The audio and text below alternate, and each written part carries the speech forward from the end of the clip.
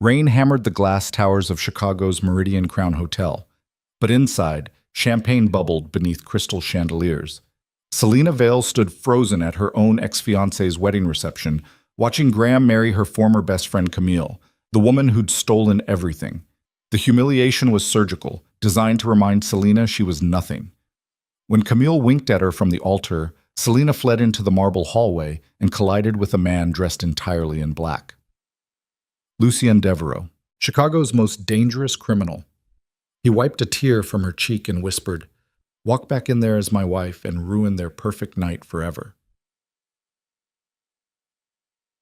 If you want to see how far revenge can take a broken woman, stay with me until the end. Hit that like button and comment with your city so I can see how far this story travels. Selena Vale had never understood true humiliation until the moment Camille Laurent sent her a wedding invitation with a handwritten note that said, "I really hope you can make it. It would mean so much to both of us." Both of them. Camille and Graham.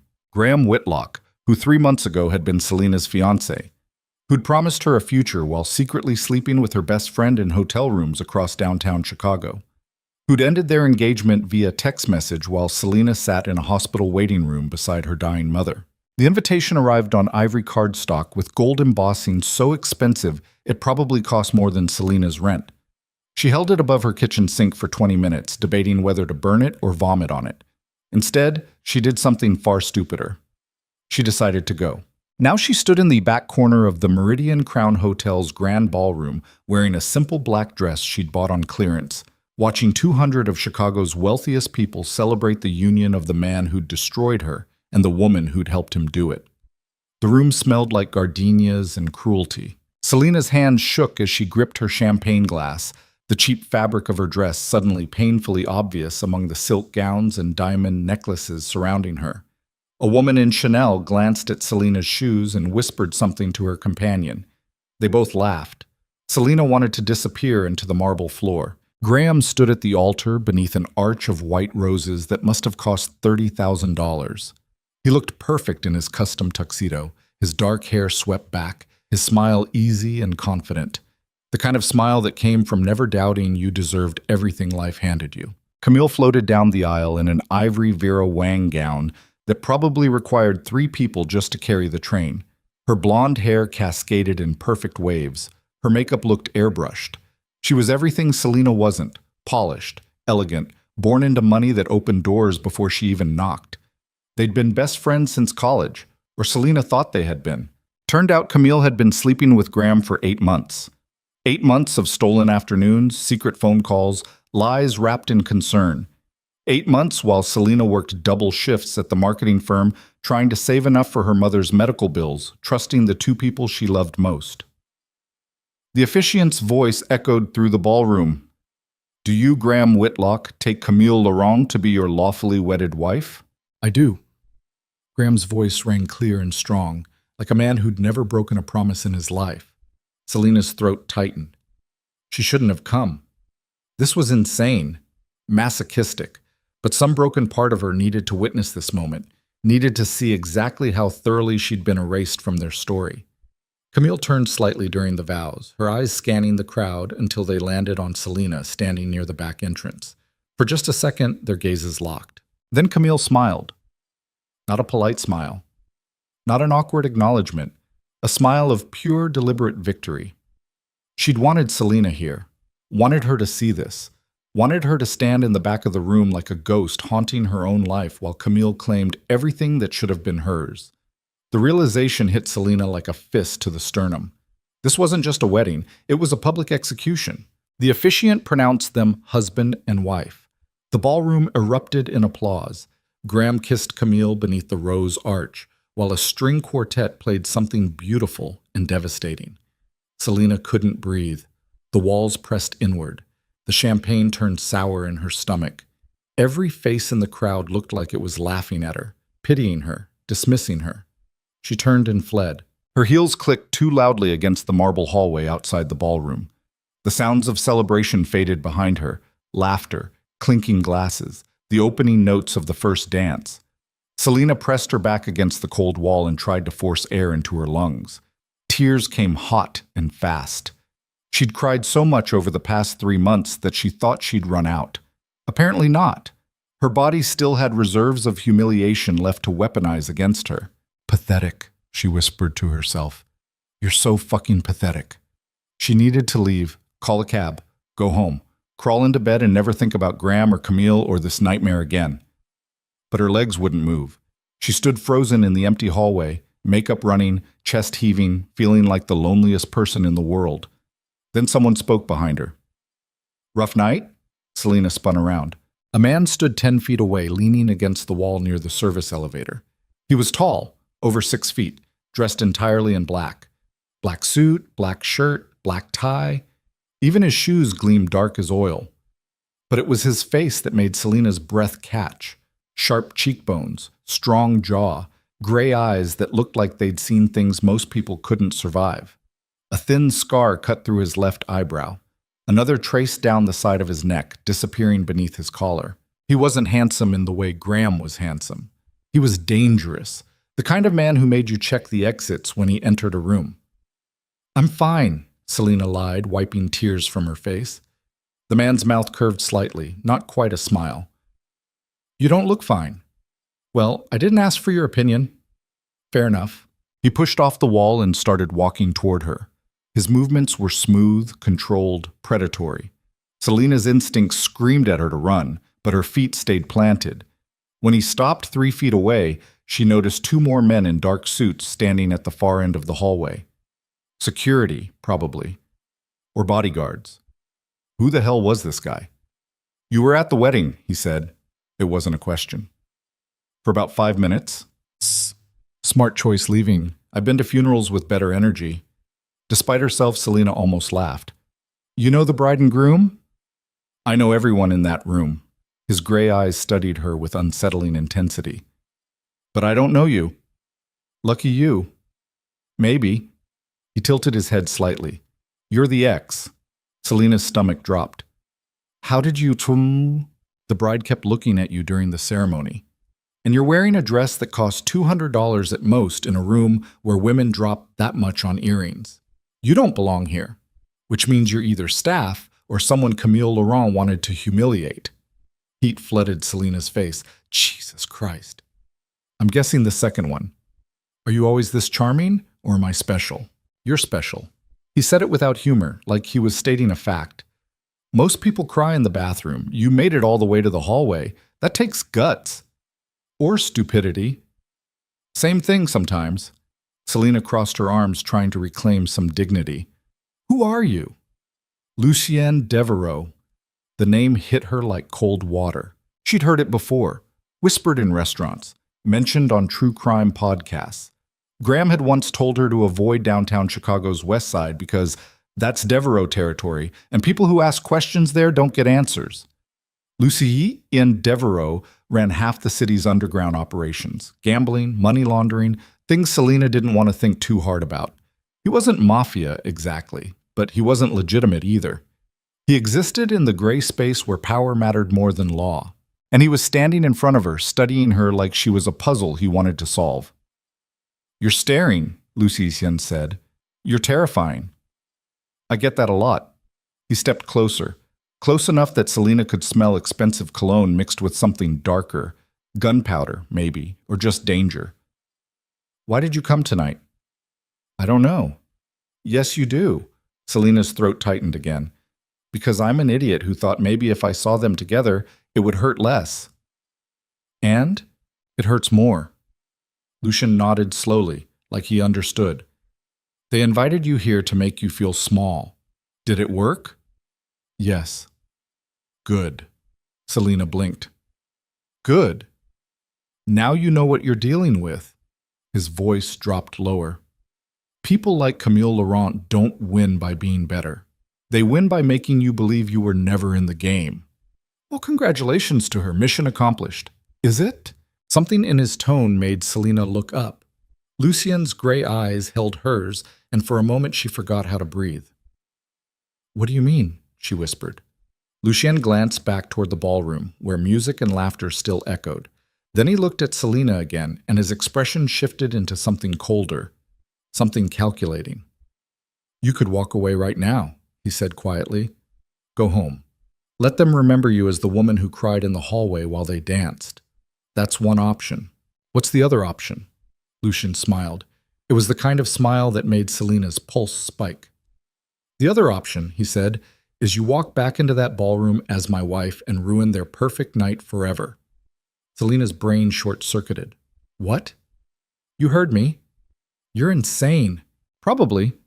He moved closer, close enough that Selina had to tilt her head back to hold his gaze.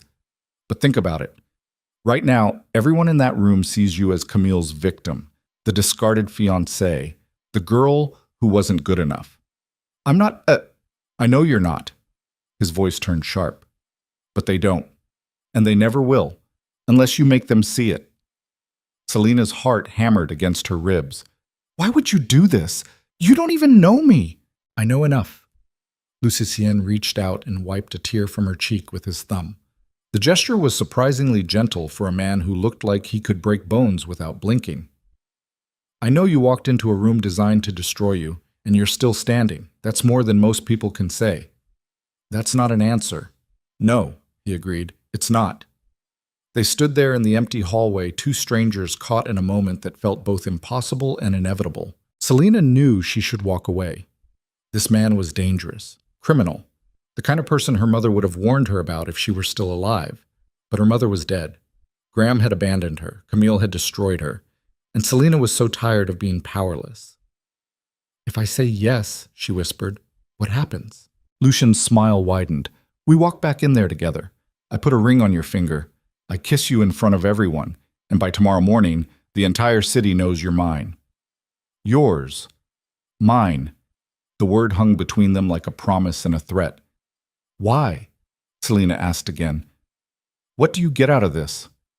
Does it matter? Yes. Lucien studied her for a long moment. Then he said, I need a wife. You need revenge. We help each other.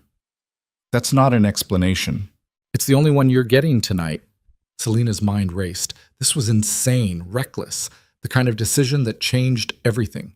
But when she closed her eyes, all she could see was Camille's victorious smile, Graham's easy confidence, the way everyone in that ballroom had looked through her like she was invisible. She opened her eyes. How long? She asked. What? How long would this arrangement last? 1 year. Lucian's voice was steady, certain. 1 year as my wife. After that, you're free to walk away with enough money to start over anywhere you want. And if I say no, then you go home alone and they win. Selina's hands trembled. Her whole body trembled. This was the stupidest thing she'd ever considered, but maybe stupid was exactly what she needed.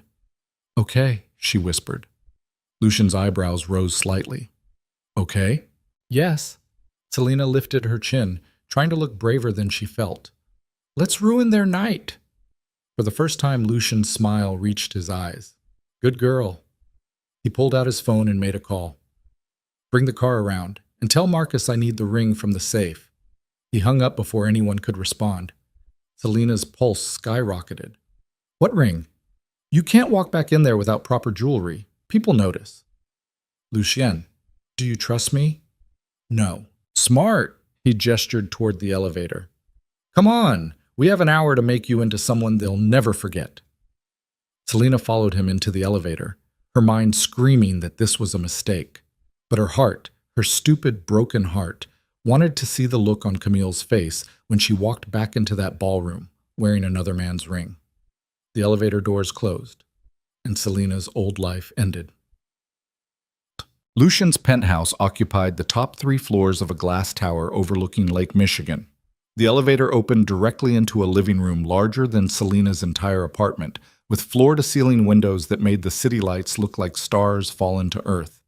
Selina stepped out onto marble floors so polished she could see her reflection. Modern furniture, abstract art on the walls, everything sleek and expensive and vaguely threatening. 3 men in dark suits stood near the entrance. They nodded at Lucien but didn't speak. Wait here, Lucien told her. He disappeared down a hallway, leaving Selina alone with the bodyguards. She wrapped her arms around herself, suddenly aware of how out of place she looked. The cheap dress, the scuffed heels, the smudged makeup. What the hell was she doing? Before panic could fully set in, Lucien returned carrying a black velvet box. "Give me your hand," he said. Selina hesitated. "Lucien, your hand." She extended her left hand, fingers shaking. Lucien opened the box. Inside sat a diamond ring so large it looked fake. Emerald cut, platinum band. The kind of ring that cost more than most people made in a year.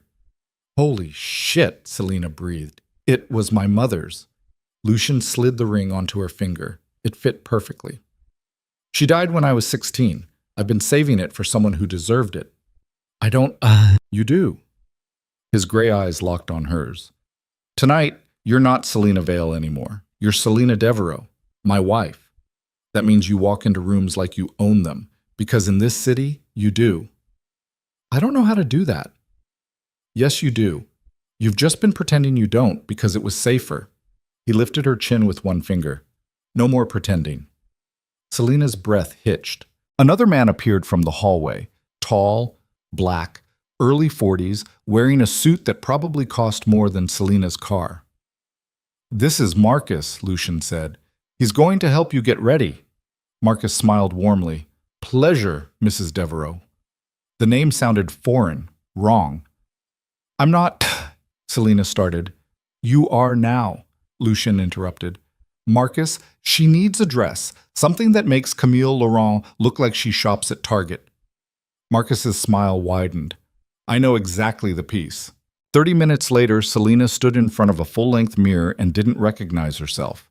The emerald silk gown clung to her body like water, cut low enough to be dangerous but elegant enough to be devastating. Marcus had fixed her makeup, smoky eyes, blood-red lips. Her dark hair fell in soft waves around her shoulders.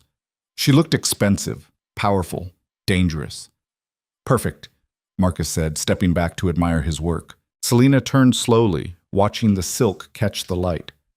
"I look like someone else." "You look like yourself," Lucien's voice came from the doorway. "Just without all the bullshit covering it up." She turned. Lucien leaned against the frame, arms crossed, watching her with an expression she couldn't read. "Ready?" he asked. "No." "Good. The best revenge never feels safe." He offered his arm. After a moment's hesitation, Selina took it. They rode the elevator down in silence. When the doors opened in the hotel lobby, Selina's stomach twisted into knots. "Last chance," Lucien said quietly. "If you walk away now, no one will blame you." "Will you?" "No." Selina took a deep breath. "Then let's go." They walked through the hotel corridors toward the ballroom, Lucien's bodyguards trailing 10 feet behind. Selina's heels clicked against marble. Her heart threatened to break through her ribs. Music and laughter echoed from the open ballroom doors. Lucien stopped just outside the entrance. "Listen to me," he said, turning to face her. "When we walk in there, everyone will stare. Let them. When people whisper, smile. When Camille loses her mind, don't react. You're above it now." "I don't feel above anything." "Fake it. That's what power is. Faking it until everyone else believes it's real." He stepped closer, so close Selina could feel the heat radiating from his body. "One more thing," he said. "What?" "I'm going to kiss you in front of everyone. Hard. Like I own you." Selina's breath caught. "Why?" "Because that's what sells the story. If this doesn't look real, it doesn't work." Do you want them to hurt?" "Yes." "Then trust me." Before Selina could respond, Lucien took her hand and walked through the ballroom doors. The effect was immediate. Conversations died mid-sentence, heads turned. Champagne glasses froze halfway to lips. Because everyone in that room recognized Lucien Devereaux, and everyone feared him. Selina's pulse roared in her ears as they walked deeper into the ballroom. The string quartet faltered. Wealthy men in tuxedos looked away. Women in designer gowns suddenly found their shoes fascinating. Then someone spotted the ring on Selina's finger. The whispers started like wildfire. "Is that her? Who is she? Oh my God, look at that ring. When did this happen?" Camille stood near the champagne tower, laughing with a group of bridesmaids. Then she turned and saw Selina. Her laughter died. Her face went pale. Graham stood beside her, and when he followed Camille's gaze, his expression crumbled into something between shock and horror. Lucian guided Selena directly toward them. The crowd parted like water. When they stopped 5 feet from Camille and Graham, the silence was deafening. "Congratulations," Lucien said smoothly. "Beautiful ceremony." Camille's mouth opened, closed, opened again. "Selena?" "Selena Devereaux now, actually," Lucian corrected. "We got married last month in Paris. Didn't want to steal your thunder by announcing it before the wedding." The lie was perfect, smooth as silk, absolutely devastating. Graham looked like he might vomit. "You're married?" Did I stutter? Lucian's voice dropped into something cold and dangerous. No, I just... Graham's gaze darted between Selena and Lucien. "I didn't know you two knew each other." "We didn't." Selena found her voice. It came out steadier than she expected. "We met after you dumped me via text message." Camille flinched. Several people nearby gasped. Graham's face turned red. "Selena, that's not true?" She smiled. "That you broke up with me while I sat in a hospital with my dying mother, because I have the text message if you'd like to see it." "Jesus Christ," someone whispered. Lucien's hand tightened on Selena's waist. Possessive, protective. "I think we've said enough," he told Graham. His voice was quiet, but it carried the kind of weight that made men twice his size back down. "Enjoy your wedding." He started to turn away. Then Camille spoke. "This is pathetic, Selena." Her voice shook with barely controlled rage. "You crashed my wedding with some criminal just to make yourself feel important?" The ballroom went silent. Lucien stopped walking. Selena felt his entire body go still beside her, like a predator deciding whether to strike. "Camille!" Graham hissed. "Don't!" But Camille was too angry to stop. "Everyone knows what he is. You think marrying Chicago's most wanted makes you special? It makes you desperate." Selena should have felt humiliated. She should have felt small. But standing beside Lucien, wearing a dress worth more than Camille's wedding budget, she felt something else entirely. Power. "You're right," Selena said softly. "I am desperate. Desperate to never be weak enough to betray someone the way you betrayed me." Camille's face twisted. Before she could respond, Lucien turned to face her fully. "One piece of advice," he said, his voice terrifyingly calm. "Next time you insult my wife, make sure you're not standing in a ballroom funded by investors I control." Camille went pale. Graham grabbed her arm. "We're leaving." "Smart choice," Lucien said. He turned back to Selena, and his expression softened just slightly. Then he kissed her. Right there in the middle of the dance floor, in front of everyone. His mouth claimed hers with brutal possession, one hand tangling in her hair while the other pressed against the small of her back. The kiss was slow, deliberate, absolutely filthy. Selena's mind went blank. When Lucien finally pulled back, his gray eyes burned into hers. "Now they'll remember you," he whispered against her lips. The ballroom erupted in whispers. Cameras flashed. Someone dropped a champagne glass. And Selena realized there was no going back from this. She was Lucien Devereaux's wife now, for better or worse. She just didn't know which yet. The penthouse felt different when they returned after midnight, colder somehow, despite the floor-to-ceiling windows that usually trap the city's reflected heat.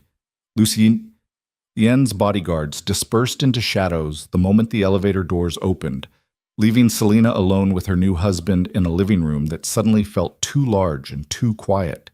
She stood near the windows, still wearing the emerald dress, watching Chicago's lights blur through the glass.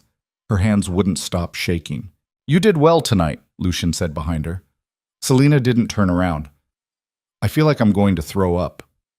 "That's normal." "Is it?" She pressed her palm against the cool glass. Because nothing about tonight felt normal. Footsteps approached. Then Lucien's reflection appeared beside hers in the window. He'd removed his jacket and rolled up his sleeves, revealing forearms covered in scars she hadn't noticed before. "The adrenaline crash hits everyone differently," he said. "For some people it's nausea. Others can't stop shaking. I knew a guy who laughed for 3 hours straight after his first real fight." "What about you?" "I don't crash anymore." Selena finally looked at him. "What does that mean?" It means I've done this too many times to feel anything but tired. He moved to the bar cart and poured 2 glasses of something amber. Whiskey, probably. Here. She took the glass but didn't drink. I lied to 200 people tonight. Yes. Pretended to be your wife. You are my wife. Legally. Lucien drank his whiskey in one swallow. We're going to the courthouse tomorrow morning to make it official. Selena's stomach dropped. Tomorrow?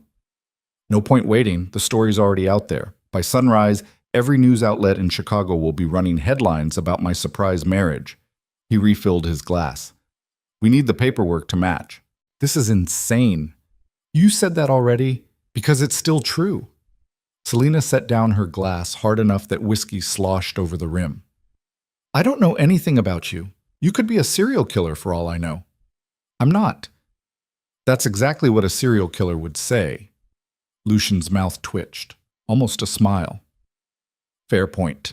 He crossed to the windows and stood beside her, close enough that Selena could smell his cologne mixed with something sharper. Gunpowder, maybe. Or just danger wrapped in expensive fabric. Ask me 3 questions, he said. What? 3 questions. I'll answer honestly. His gray eyes caught the city lights. After that, we don't talk about the past again unless absolutely necessary. Selena studied his face, the scar through his eyebrow, the hard line of his jaw, the way he held himself like a man who'd learned early that showing weakness meant dying. Why do you need a wife? She asked. Because my enemies use every weakness against me, and being unmarried makes me look vulnerable. A man with a wife has something to protect. That makes him more dangerous, not less. That's a terrible reason to get married. I didn't say it was a good one. Lucian turned to face her fully. Next question. Selena's pulse quickened. What happened to your last relationship? Something flickered across Lucien's face. Pain, maybe. Or just exhaustion. I had a younger sister, he said quietly. Elena. She was 19 when a rival organization kidnapped her to get leverage on me. They held her for 3 days before I found her. And I was too late. His voice went flat, empty. They killed her because I couldn't negotiate fast enough. Because I chose revenge over rescue. Selena's chest tightened. Lucienne. Last question. She wanted to ask about the scars, about the bodyguards, about what exactly he did that made politicians nervous and criminals careful. Instead, she asked, Do you regret this? Choosing me. Lucien looked at her for a long moment. Then he reached out and wiped a smudge of lipstick from the corner of her mouth with his thumb. No, he said. You remind me of her, Elena. Not physically, but the way you refused to stay down tonight, the way you walked back into that ballroom knowing everyone would judge you. That's what she would have done. I'm not your dead sister.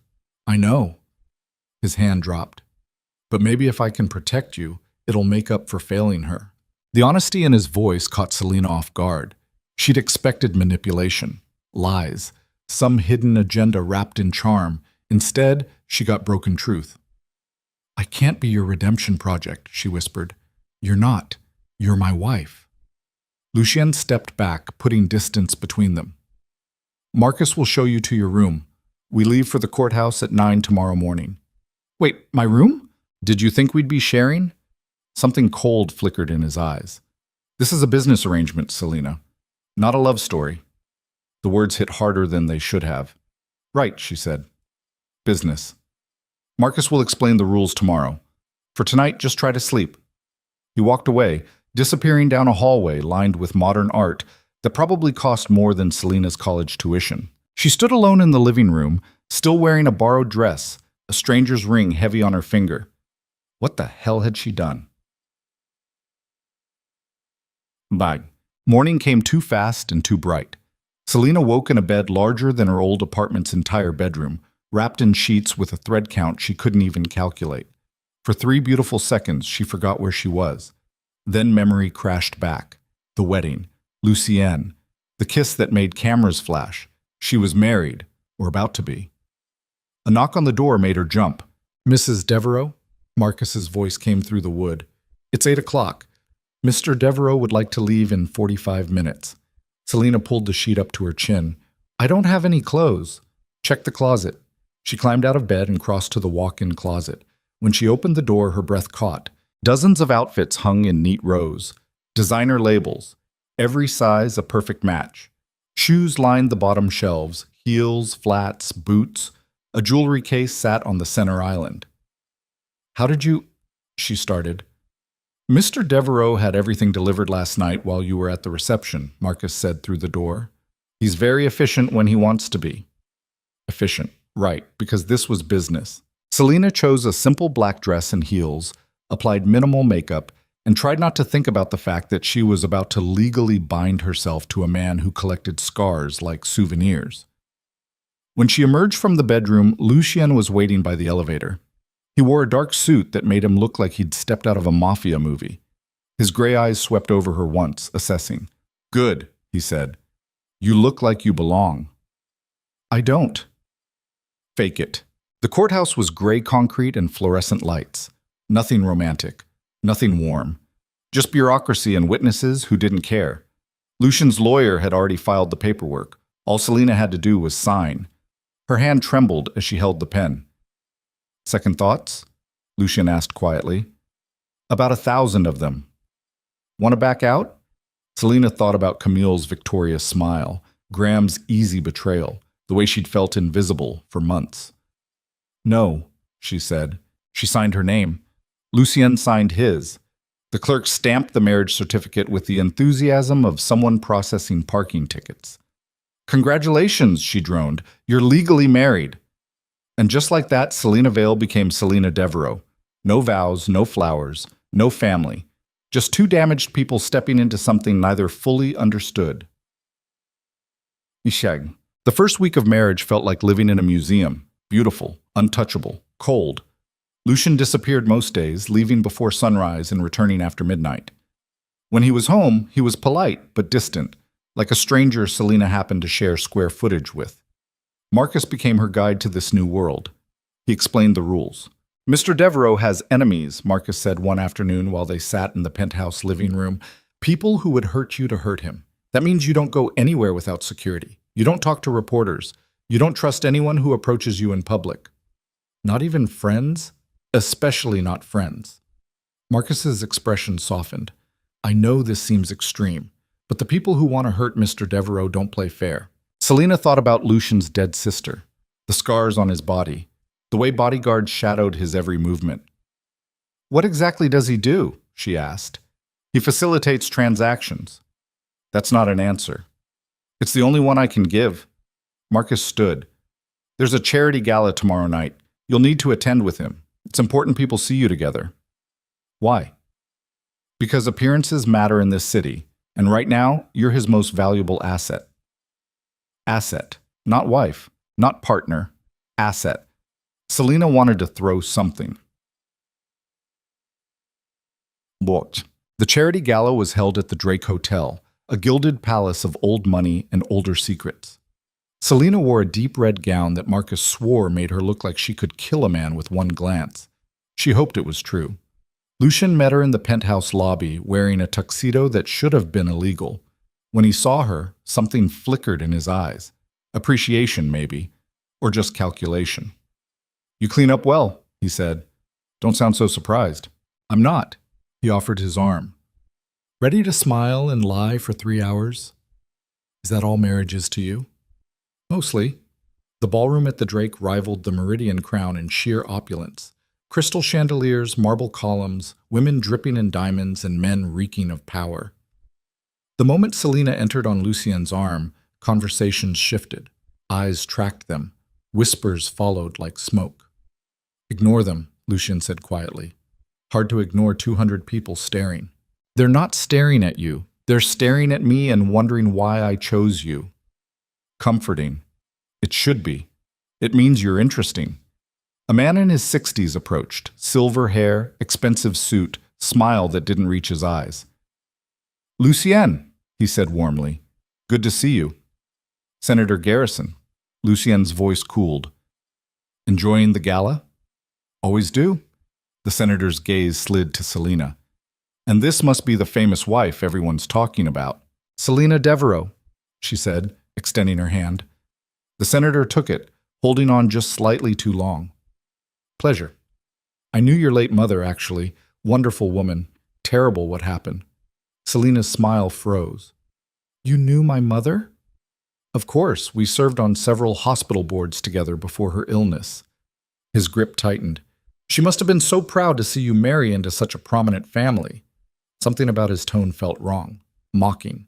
Lucien stepped closer, a subtle shift that put his body between Selina and the senator. My wife and I should make the rounds, Lucien said. Always a pleasure, Senator. They walked away before Garrison could respond. Who was that? Selina asked once they were out of earshot. Someone who thinks he's untouchable because he has political connections. Is he? No one's untouchable. Lucien's jaw tightened. But he's protected enough to be dangerous. He knew my mother. He knows everyone's mother. That's how men like him operate. They collect information and use it as leverage later. Selina's stomach churned. Did he do something to her? I don't know. Lucien glanced back at the senator, who was now laughing with a group of men in identical tuxedos. But I'll find out. The rest of the gala passed in a blur of champagne and forced smiles. Lucien introduced Selina to politicians, businessmen, and people whose professions were never quite explained. Everyone treated her with careful politeness, the kind reserved for dangerous animals that might bite. She hated every second, but she smiled anyway, because that's what Lucien's wife did. They returned to the penthouse near midnight. Selina kicked off her heels the moment the elevator doors closed, her feet screaming in relief. I need a drink, she muttered. Join the club. Lucien poured them both whiskey while Selina collapsed onto the couch, her red dress pooling around her like blood. Does it ever get easier? She asked. The lying? No. Lucien handed her a glass. You just get better at pretending it doesn't bother you. That's depressing. Welcome to my world. They drank in silence for a moment. Then Selina said, Senator Garrison creeped me out. He should. He's one of the most corrupt politicians in Illinois, which is saying something. Lucien swirled his whiskey. He's also protected by people I can't touch without starting a war. So we just smile and let him say whatever he wants? For now. I hate that. So do I. Selina studied Lucien's profile in the dim light. The hard set of his jaw, the tension in his shoulders. He looked exhausted. Why did you really marry me? She asked quietly. Lucien's gaze slid to hers. I told you. You said you needed a wife for appearances, but there are 1,000 women in Chicago who would marry you without asking questions. Women with connections, with money, with actual social standing. She set down her glass. So why me? For a long moment, Lucien didn't answer. Then he said, because you were the only one who looked like she wanted to burn the world down as much as I do. The honesty in his voice caught Selina off guard. I don't want to burn anything, she said. Liar. I just wanted revenge. Same thing. Lucien leaned back against the couch, close enough that she could feel the heat radiating from his body. People like Camille and Graham, they think they're untouchable because they were born into the right families. They destroy people and never face consequences. And you want to change that? I want to make them afraid. His gray eyes burned. I want them to wake up every morning wondering if today's the day someone more dangerous than them comes knocking. That's dark. That's reality. Selina should have been horrified, should have recognized the man beside her as exactly the kind of person her mother warned her about. Instead, she felt something else. Understanding. What happens now? She asked. Now we live our lives, attend events, play the part. Lucien stood, setting his empty glass on the bar. And eventually, people stop asking questions. And then what? Then you decide if you want to stay or walk away. He said it so casually, like he'd already accepted she would leave. Maybe he had. Good night, Selina, he said, already heading toward his bedroom. Lucien? He paused. Thank you, she said. For tonight. For all of it. He looked at her for a long moment, then nodded once and disappeared down the hallway. Selina sat alone in the dark living room, staring at the ring on her finger.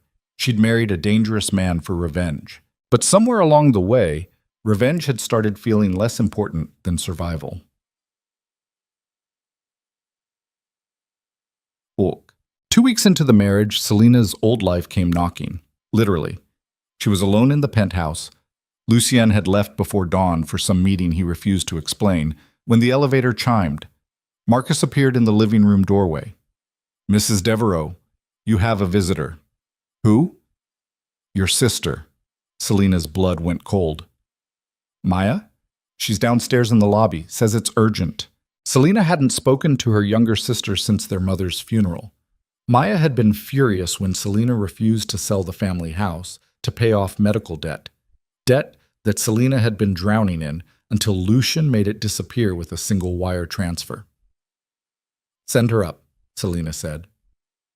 5 minutes later, Maya stepped out of the elevator looking exactly like Selena remembered. Same dark hair, same sharp cheekbones, but with anger hardening every feature. "So it's true," Maya said, not bothering with hello. "You married him. It's nice to see you too." "Don't," Maya's voice cracked. "Don't act like this is normal. You married a criminal, Selena. I married someone who helped me when no one else would." "He helped you?" Maya laughed bitterly. "Is that what you call it? You think he paid off Mom's medical bills out of the goodness of his heart?" Selena's stomach dropped. "How did you know about that?" "I'm not stupid. Suddenly all her debt disappears right after you marry Chicago's most wanted?" Maya crossed her arms. "What did you do, Selena? What did you promise him?" "Nothing that's any of your business. You're my sister. That makes it my business." "Then where were you when I was drowning in bills?" Selena's voice rose. "Where were you when Graham left me? When Mom died? When I had no one?" "I was trying to survive," Maya shouted. "Not everyone can just marry their way out of problems." The words hung between them like poison. Marcus appeared in the doorway. "Mrs. Devereaux, is everything—" "We're fine," Selena said, not taking her eyes off Maya. "We're not fine," Maya snapped. "You're living in a fantasy. You think this man cares about you? He's using you for something, and when he's done, you'll be just another body they fish out of the Chicago River. Get out." "Selena!" "I said get out." Selena's hands shook. "You don't get to show up here after months of silence and tell me how to live my life." Maya's eyes filled with tears. "I'm trying to save you." "I don't need saving, not anymore." "Yes, you do. You just can't see it." Maya turned and walked back to the elevator. Before the doors closed, she looked at Selena one last time. "When this falls apart," she said quietly, "don't come crying to me." The elevator descended. Selena stood frozen in the living room, her sister's words echoing in her skull. What did you promise him? She didn't know, and that terrified her. Lucien returned home near midnight to find Selena still awake, sitting in the dark living room with an empty wine bottle beside her. "Bad day?" he asked. "My sister came by." "I heard." He poured himself a drink. "What did she want?" "To tell me I'm an idiot for marrying you." "Smart girl." Selena looked up sharply. "You think I'm an idiot?" "I think you made a desperate choice in a desperate moment." Lucien sat across from her, studying her face in the dim light. "Most people would have done the same." "She thinks you're going to kill me." "I'm not." "How do I know that?" "You don't." He leaned forward, elbows on his knees. "That's the problem with trust. You can't logic your way into it. You just have to decide if someone's worth the risk. And if I decide you're not, then you leave. I won't stop you." Selena's chest tightened. "Why are you being nice to me?" "I'm not being nice. I'm being honest." Lucien set down his glass. "You want to know the truth? You terrify me." "What?" "You walked back into that ballroom knowing everyone would judge you, and you did it anyway. You signed a marriage certificate without knowing what I'd ask of you. You're either incredibly brave or incredibly broken, and I can't figure out which. Maybe both. Maybe." His gray eyes held hers. "But either way, you're dangerous. And dangerous people make me nervous." "I'm not dangerous." "Yes, you are. You just don't know it yet." They sat in silence for a long moment, the city lights casting shadows across Lucien's scarred face. Then he said, "Your sister's right about one thing. This life isn't safe. People will try to hurt you to get to me. They'll use every weakness they can find. I don't have any weaknesses left to use. Everyone has weaknesses. He stood. The question is whether you're strong enough to protect them. He walked toward his bedroom, leaving Selena alone with her thoughts. She looked at the ring on her finger, Lucian's dead mother's ring, and wondered if Maya was right. Was she living in a fantasy? Or had she finally found someone who understood that sometimes survival meant becoming the thing everyone feared? The turning point came 3 days later. Selena was shopping downtown with 2 of Lucien's bodyguards trailing at a respectful distance when she saw Camille across the street. Her former best friend looked perfect as always, designer coat, leather boots, blonde hair catching the afternoon sun. Their eyes met. For a moment, neither moved. Then Camille crossed the street. "Selena," she said, her voice dripping false warmth. "What a surprise." "Camille, I've been meaning to reach out." Camille's smile didn't reach her eyes. "Graham and I felt terrible about how things ended between us." "Did you?" "Of course. We never meant to hurt you." Selena's bodyguard shifted closer, sensing tension. "You invited me to your wedding," Selena said quietly. "You wanted me there to watch you win." Don't lie. Not anymore." Selena stepped closer. "You took everything from me because you could, because I was too weak to stop you." Camille's mask slipped. "And now what? You married a criminal and suddenly you think you're powerful?" "I don't think anything. I know." "You know nothing." Camille's voice turned venomous. "You're playing dress-up in a world you don't understand. And when Lucien gets bored of you, and he will, you'll have nothing again." Something inside Selena snapped. Not anger, not rage, something colder. "You're right," she said softly. "I don't understand this world, but I'm learning. And the first lesson Lucien taught me is that power isn't about being perfect. It's about being willing to do what others won't." She leaned closer, close enough that only Camille could hear. "So here's what's going to happen. You're going to walk away. You're going to leave Chicago, and you're never going to speak my name again. Because if you do, I'll make sure everyone knows about the offshore accounts Graham's been hiding, the fraud, the embezzlement, every dirty secret you thought was safe." Camille went pale. "You're bluffing. Try me." For the first time, Camille looked afraid. She stepped back, nearly tripping over the curb. "You've changed," she whispered. "Yes," Selena said. "I have." Camille turned and fled. Selena stood on the sidewalk, her heart pounding, adrenaline screaming through her veins. She'd just threatened someone, and it felt incredible. One of the bodyguards spoke into his radio. "Mrs. Devereaux had contact with Camille Whitlock. Situation handled." Selena barely heard him. She was too busy realizing that somewhere between signing a marriage certificate and learning to weaponize information, she'd stopped being the woman Graham abandoned. She'd become someone new, someone dangerous.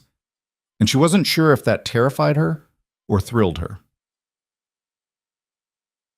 That night, Lucien found her on the penthouse balcony, staring at the city lights. "Heard you threatened Camille Laurent today," he said. "Your spies work fast." "They're paid to." He joined her at the railing. "Want to tell me what happened?" Selena recounted the confrontation. When she finished, Lucien was quiet for a long moment. Then he said, "Were you bluffing about Graham's offshore accounts?" "I don't know. Do you have that information?"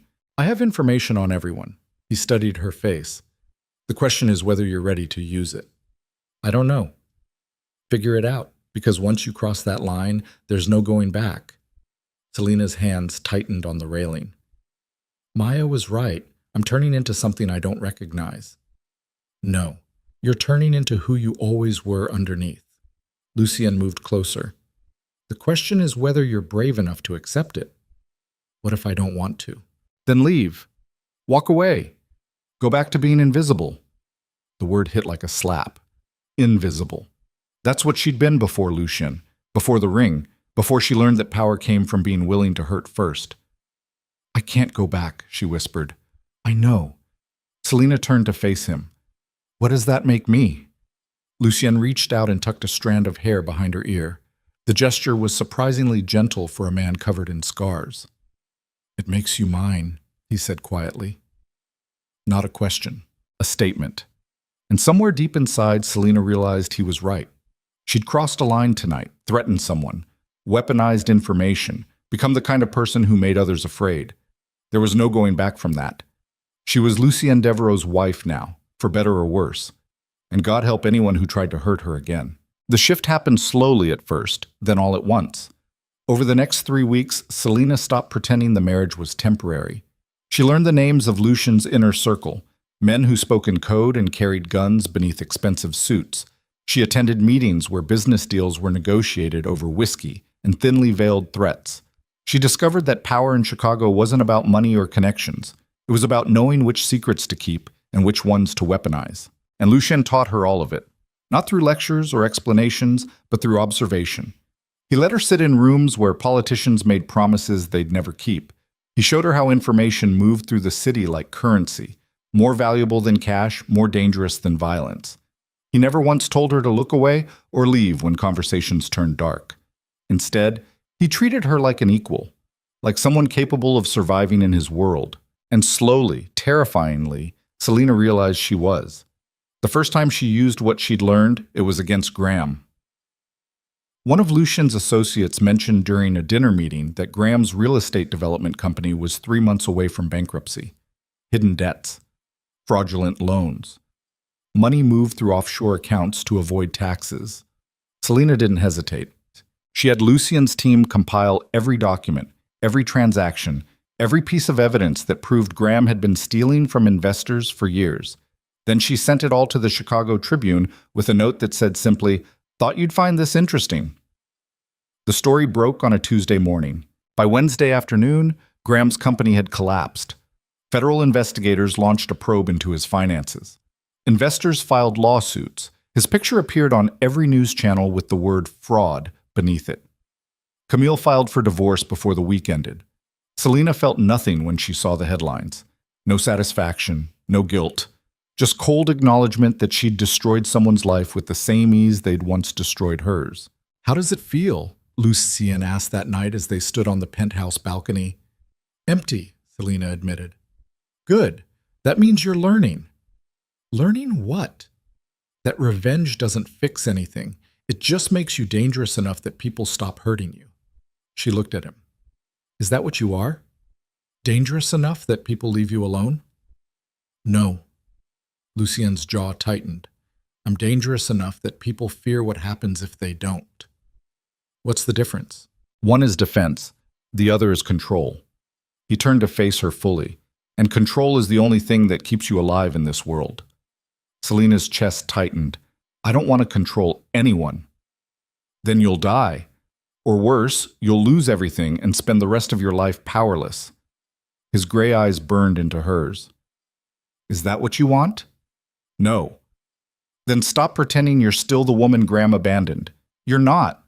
You haven't been for weeks." The words should have felt like an insult. Instead, they felt like truth. That night, alone in her room, Selina looked at herself in the mirror and barely recognized the woman staring back. Designer clothes, professional makeup, hair styled by someone who cost more per hour than she used to make in a week. But it wasn't the external changes that scared her. It was the coldness in her own eyes. The way she'd stopped flinching at violence. The ease with which she'd ruined Graham without losing sleep. She was becoming exactly what Lucien had predicted. Someone dangerous. And the worst part was how little it bothered her.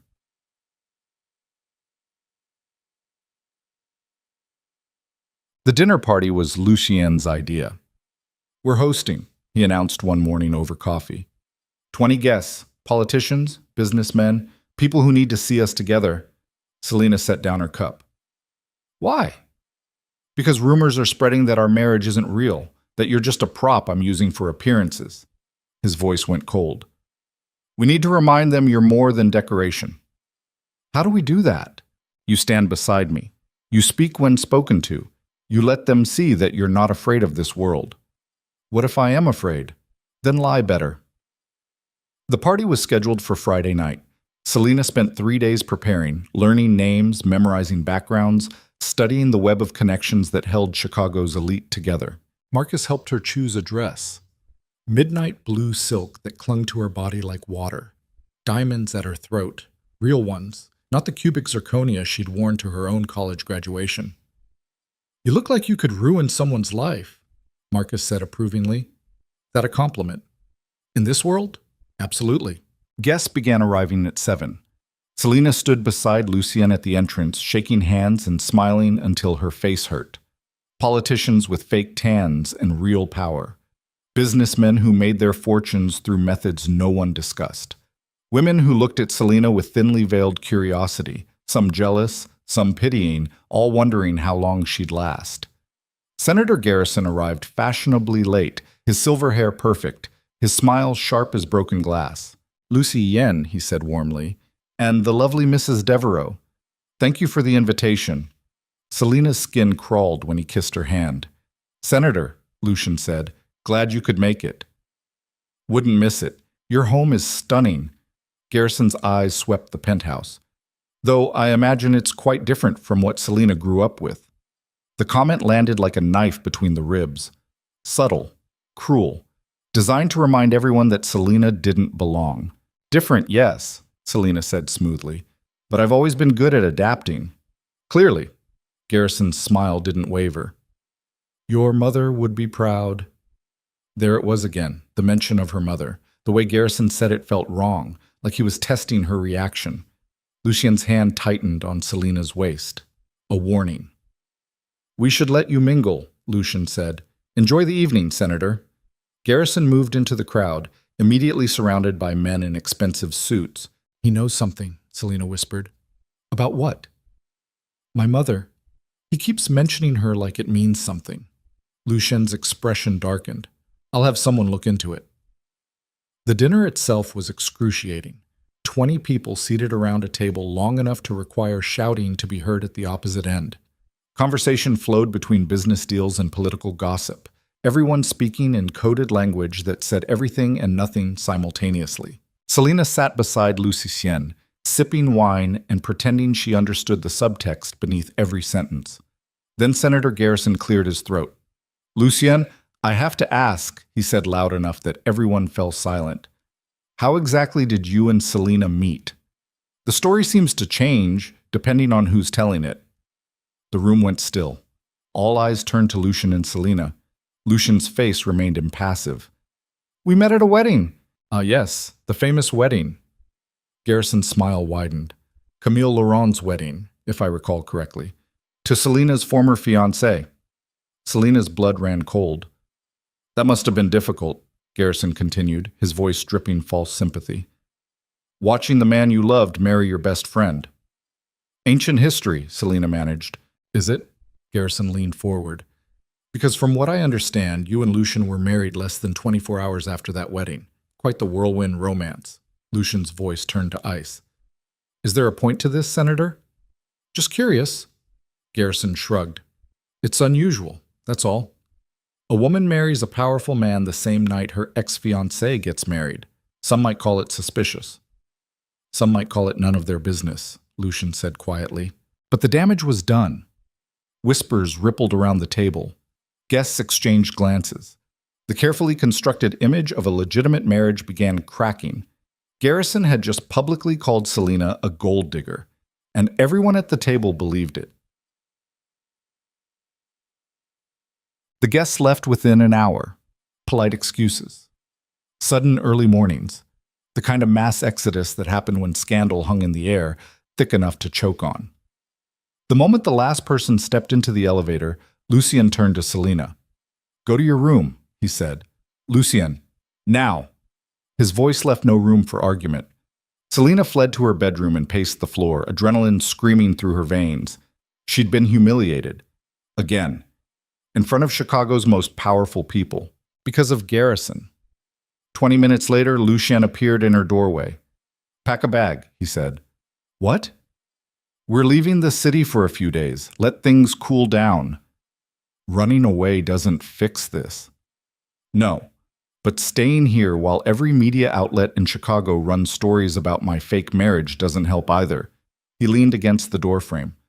We're going to the lake house upstate. No press, no politicians, just us. I don't want to go to a lake house. I want to... What? Confront Garrison? Defend yourself to people who've already made up their minds? Lucien's voice turned sharp. You're thinking with emotion. That's how people get killed. I don't care. Well, I do. He pushed off the doorframe and crossed to her. You want to know why Garrison keeps mentioning your mother? Because he's trying to get under your skin. He wants you angry and reckless, so you make a mistake he can exploit. Then let me make the mistake. No. Lucian grabbed her shoulders. Listen to me. This world eats people like you alive. People who lead with their hearts instead of their heads. If you go after Garrison now, he'll destroy you. I'm already destroyed. Did you see how they looked at me tonight? They looked at you like prey. And if you prove them right by doing something stupid, that's exactly what you'll become. Selina jerked away from him. So what do I do? Hide? Pretend everything's fine? You wait. You learn. You get stronger. Lucian's eyes burned. And when you're ready, you take everything from him the way he tried to take everything from you. How long will that take? As long as it needs to. Selina wanted to scream, to throw something, to burn down the entire city and everyone in it. Instead, she said, Fine, we'll go to the lake house. Smart choice. Don't patronize me. Then don't act like a child. The words hit like a slap. Selina's hands balled into fists. Get out! Selina, I said get out! Lucian stared at her for a long moment. Then he turned and left without another word. Selina collapsed on the bed, her entire body shaking. She'd traded one humiliation for another, and she had no idea how to fix it. They drove upstate in silence. Lucian's lake house sat on 50 acres of private land surrounded by forest and water. No neighbors, no press, just brutal isolation. Selina hated it immediately. The first 3 days passed in tense silence. Lucien disappeared for hours, conducting business over encrypted calls. Selina wandered the property, trying to quiet the rage burning inside her chest. On the fourth day, Marcus arrived with news. Selina was sitting on the dock when she heard raised voices from the house. She climbed the hill and found Lucien and Marcus in the study, a laptop open between them. What's going on? She asked. Marcus looked at Lucien. Lucien's jaw tightened. Show her, he said finally. Marcus turned the laptop towards Selina. On the screen was a medical record, her mother's medical record. But something was wrong with it. The dates didn't match. The treatments listed weren't the ones Selina remembered. And at the bottom of the page was a signature she recognized. Senator Garrison. What is this? She whispered. Your mother's real medical file, Marcus said quietly. The one they buried. Selina's stomach dropped. What do you mean, real file? Lucien stood, his face carved from stone. Your mother didn't die from cancer. The words didn't make sense. Yes, she did. I was there. I watched her, You watched her die from complications caused by experimental treatments she never consented to. Lucien's voice was flat, controlled. Treatments administered through a program Senator Garrison was running through Northwestern Memorial. Selina's vision blurred. No. He was using terminal patients as test subjects for pharmaceutical trials, paying off doctors, falsifying consent forms. Marcus pointed to the screen. Your mother was one of 27 patients who died from those treatments, but the hospital covered it up because Garrison had political protection. That's not possible. It's documented. Lucien moved to her side. Everything's here. The falsified records, the payments, the cover-up. Selina's legs gave out. She sank into a chair, her entire world collapsing. Her mother hadn't died from cancer. She'd been murdered by the same man who'd humiliated Selina at dinner 4 days ago. How long have you known? She asked, her voice barely audible. Lucien hesitated. 2 weeks. The betrayal hit harder than Garrison's revelation. 2 weeks? Selina's head snapped up. You've known for 2 weeks and didn't tell me? I was waiting for confirmation. Bullshit. She stood, rage flooding through every nerve. You didn't tell me because you thought I couldn't handle it. Because you still see me as some fragile thing that needs protecting. That's not... Then what is it?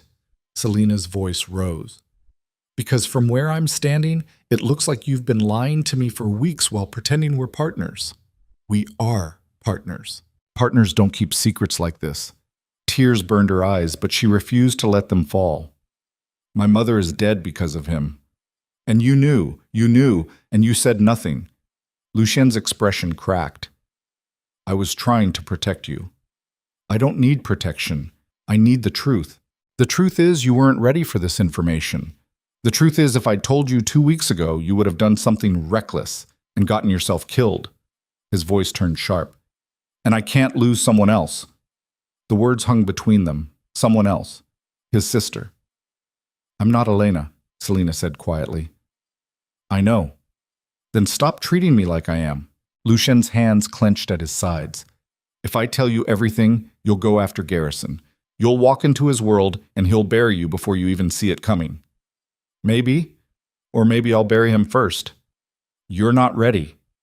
Then make me ready. Selina stepped closer. You said this world eats people who lead with their hearts. Fine. Teach me to lead with something else. Teach me to be as ruthless as you are. You don't want that. Yes, I do. Her voice dropped to something cold and certain. Because the woman I was before? She died in that hospital room with her mother. And the woman I'm becoming? She doesn't forgive. She doesn't forget. And she sure as hell doesn't wait for permission. Lucien studied her face for a long moment. Then he nodded slowly. Okay, he said. I'll teach you. But once we start down this path, there's no going back. Good. Selina's eyes burned. Because I'm done going back. Marcus cleared his throat. There's something else. What? Lucien asked. Garrison knows we're looking into him. He's already moving assets, calling in favors, and he just filed a federal complaint against you for racketeering. Lucien's expression went murderous. When? This morning. It'll hit the news by tonight. Selina's mind raced. Garrison wasn't just covering his tracks.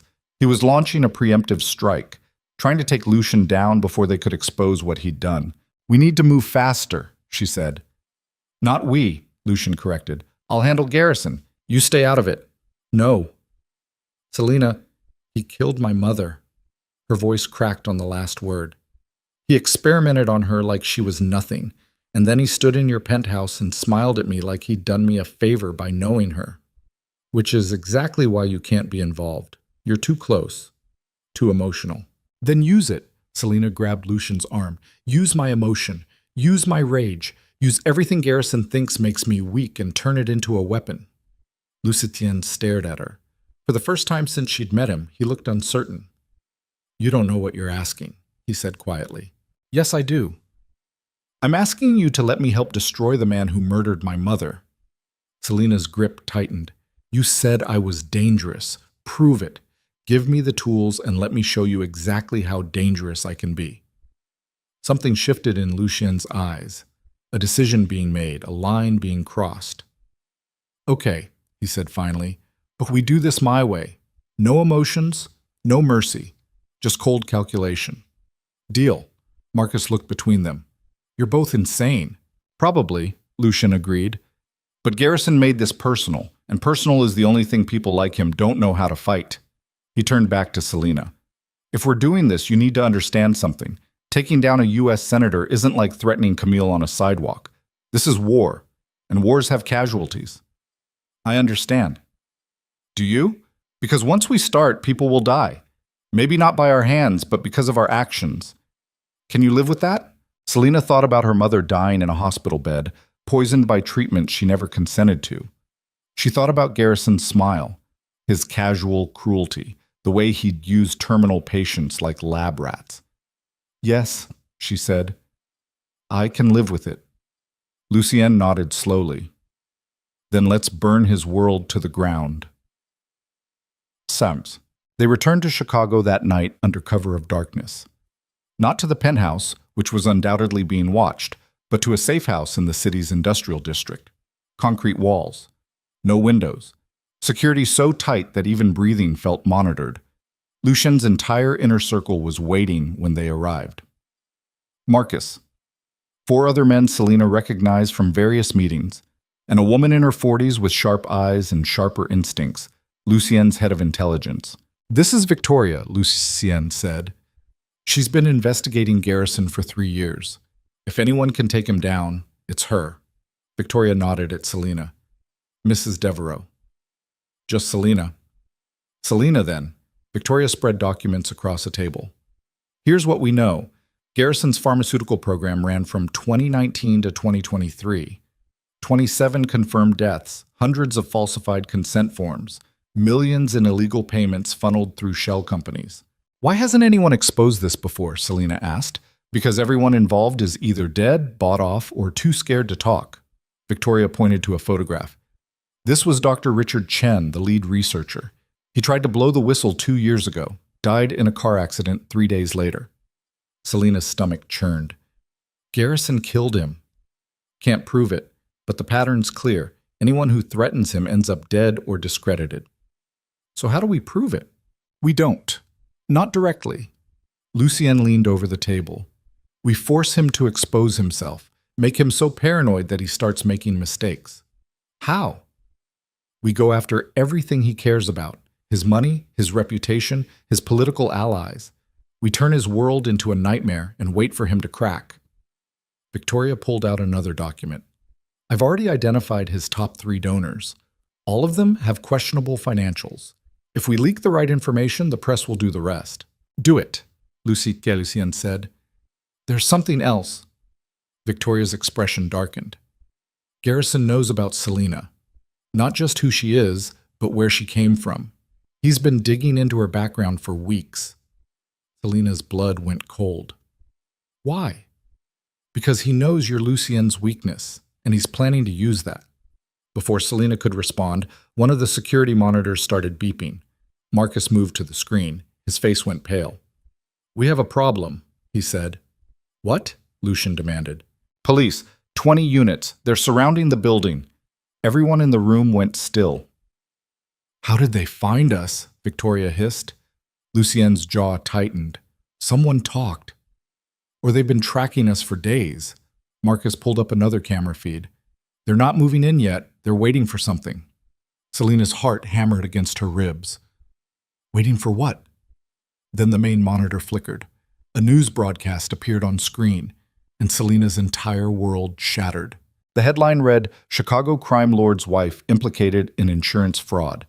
Beneath it was her picture, and a story claiming she'd falsified her mother's medical records to collect insurance money. No, Selina whispered. But the evidence was there. Documents with her signature, bank statements showing large deposits, timestamps that made it look like she'd orchestrated everything, all of it fake, but convincing enough to ruin her. Garrison, Lucien breathed. He didn't just dig into my background, Selina said, her voice hollow. He framed me. The police radio crackled through the security feed. We have a warrant for Selina Devereaux, fraud, forgery, and conspiracy to commit insurance fraud. Marcus turned to Lucien. They're coming in. Lucien looked at Selina. For the first time since she'd met him, he looked truly afraid. We have maybe 2 minutes before they breach the building, he said quietly. If they take you, Garrison wins. He'll bury you in legal fees and public scandal until you're destroyed. So what do we do? Lucien's gray eyes held hers. We run. Oshinkis. They made it 3 blocks before the first black SUV cut them off. Not police. Something worse. Men in tactical gear poured out, weapons raised, faces hidden behind masks. Garrison's private security, Marcus shouted. Go! They ran down an alley as gunfire erupted behind them. Selina's heels skidded on wet pavement. Lucien grabbed her arm, half dragging her toward a service entrance. More SUVs appeared at the alley's opposite end. They were surrounded. Lucien pulled a gun from beneath his jacket. Stay behind me. Lucien, I said stay behind me. The tactical team advanced slowly, weapons trained. Then one of them spoke, his voice amplified through a helmet mic. Mr. Devereaux, you and your wife are wanted for questioning. Come peacefully, and no one gets hurt. Since when does Garrison's private army do police work? Lucien called back. Since the police asked for our assistance. Selina's mind raced. This wasn't an arrest. It was an execution disguised as one. Garrison was cleaning up loose ends, and she and Lucien were at the top of the list. What do we do? She whispered. Lucien's hand tightened on his gun. We survive, he said. Then the shooting started, and Selina realized that everything she thought she knew about survival was about to be tested in ways that would either make her or destroy her completely. The first bullet shattered the brick wall 6 inches from Selena's head. Lucian shoved her through the service entrance as return fire erupted from somewhere behind them. Marcus and his team, providing cover. The door slammed shut. Metal screamed as bullets tore through it. Selena's ears rang so loud she couldn't hear her own breathing. "Move!" Lucian shouted, dragging her down a narrow corridor that reeked of garbage and rust. They burst into what looked like an abandoned warehouse. Moonlight filtered through broken skylights, casting shadows across concrete floors littered with debris. Lucienne pulled her behind a concrete pillar just as the service door exploded inward. 6 tactical operatives poured through, weapons sweeping the darkness. Lucienne's hand covered Selena's mouth, silencing her ragged breathing. His body pressed against hers, pinning her to the pillar. She could feel his heart hammering, or maybe it was hers. She couldn't tell anymore. "North side," one of the operatives said into his radio. "We have movement." They weren't talking about Lucienne and Selena. Someone else was in the warehouse. Gunfire erupted from the building's opposite end, sharp, controlled bursts. 2 of Garrison's men dropped instantly. The others scattered, returning fire blindly into the shadows. "It's Marcus," Lucian whispered against Selena's ear. "He's drawing them away. When I say run, you run straight through that door." He pointed to an exit sign barely visible through the darkness. "Don't stop. Don't look back." "What about you?" "I'll be right behind you." "Lucienne, run." He shoved her forward. Selena's legs moved before her brain caught up. She sprinted across open ground, expecting bullets to tear through her back at any second. The exit door was 30 feet away. 20. 10. Behind her, Lucienne's gun fired 3 times in rapid succession. Someone screamed. Selena hit the exit door so hard her shoulder blazed with pain. She tumbled into another alley, this one darker, narrower, walls pressing in from both sides. Footsteps pounded behind her. Lucien appeared, blood streaming from a cut above his eye. "Keep moving." They ran through a maze of back alleys and service roads, the sounds of gunfire fading but never disappearing completely. Selena's lungs burned. Her feet screamed in heels never designed for running. She kicked them off without stopping, bare feet slapping against cold pavement. "Where are we going?" she gasped. "Anywhere that's not here." They emerged onto a main street, empty at 3 in the morning except for a few scattered cars. Lucian pulled her into the shadows of a shuttered storefront and finally stopped, both of them heaving for air. Blood dripped from Lucian's forehead onto his collar. His jacket was torn. Dirt and brick dust covered them both. "Are you hurt?" he asked, hands running over her arms, her face checking for injuries. "I don't think so." Selena's whole body shook. "What about you?" "I'm fine." "You're bleeding." "It's not mine." He pulled out his phone, the screen cracked but functional. "Marcus, you there?" Static, then Marcus's voice, breathless and strained. "We're pinned down at the loading docks. Lost 2 men. Where are you?" "South Industrial, near Halstead. Can you get to us?" "Negative. Garrison's people are everywhere. You need to get out of the city." "Not without you." "Lucien." Marcus's voice hardened. "They're not trying to arrest you. They're trying to kill you, both of you. Garrison's orders just went out. 50,000 for anyone who brings him proof you're dead." Selena's stomach dropped. "He put a bounty on us?" "A bounty, a warrant, and enough media coverage to make you the most wanted criminals in Chicago." Marcus's breathing turned ragged. "You need to disappear, tonight. We'll regroup when—" The line went dead. Lucien tried calling back. Nothing.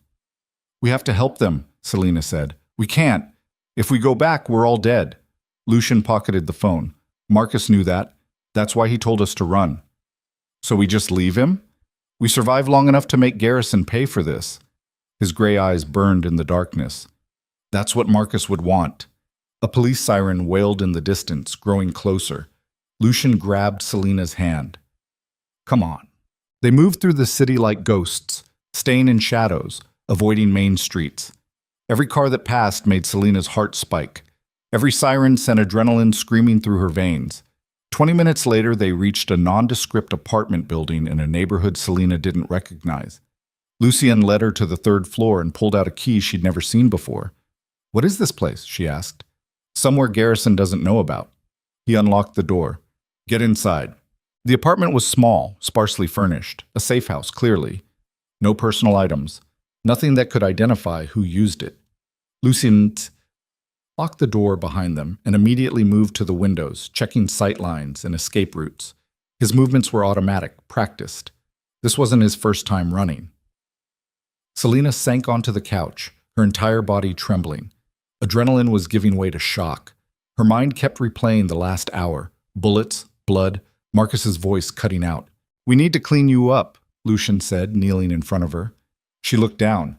Her feet were bleeding, cut from running barefoot on pavement. Dirt and blood smeared her legs. The emerald dress was ruined. Lucien disappeared into the bathroom and returned with a first aid kit. He cleaned her feet in silence, his touch surprisingly gentle for a man who'd killed people less than an hour ago. "I'm sorry," he said quietly. "For what?"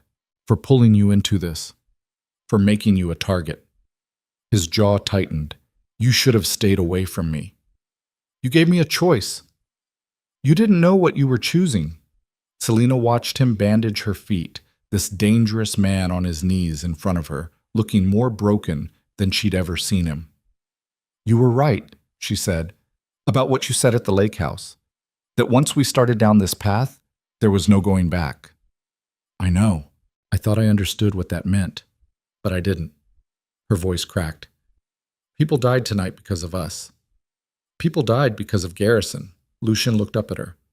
"Don't take that guilt. It's not yours to carry. How do you do it? Live with all the death? You don't live with it. You just survive beside it." He stood, moving to the window again. "And you make sure the people responsible pay." Selena watched him stare out at the city. This man who'd promised to protect her and was now a fugitive because of it. She thought about the woman she'd been 3 months ago. The one who cried in hotel hallways and let people humiliate her. That woman was gone, burned away by gunfire and betrayal, and the cold realization that mercy was a luxury neither of them could afford anymore. "What do we do now?" she asked. "We wait until morning, see how the news spins this." Lucien's reflection in the window looked haunted. "Then we figure out how to destroy Garrison before he destroys us. And if we can't, then we die trying." Dawn came gray and merciless. Lucien had the news running on a laptop he'd pulled from a hidden compartment. Every channel showed the same story. Chicago crime lord and his wife wanted for murder, fraud, and conspiracy. Garrison had manufactured evidence linking them to the deaths of his own men. The tactical team that had tried to kill them was now being called a police-adjacent security force caught in crossfire. Everything was a lie, and everyone believed it. "We're fucked," Selena said flatly. "Not yet." Lucien's eyes never left the screen. "Garrison's moving too fast, making too much noise. He's scared." "He should be. We have evidence of what he did." "Evidence we can't use without getting arrested the moment we surface." Lucien closed the laptop. "We need something bigger, something that forces the media to investigate him instead of us." "Like what?" Before Lucien could answer, his phone buzzed, a number he didn't recognize. He put it on speaker. "Mr. Devereaux?" The voice was female, professional, unfamiliar. "My name is Rachel Kim. I'm a federal prosecutor with the Northern District of Illinois. I'd like to discuss Senator Garrison." Lucien and Selena exchanged glances. "Why would I talk to a federal prosecutor when I'm wanted for murder?" Lucien asked. "Because I don't think you killed anyone, and because I've been investigating Garrison for 18 months. Papers rustled on her end. "I know about the pharmaceutical trials, the falsified consent forms, the deaths." Selena's breath caught. "Why haven't you arrested him?" Lucien demanded.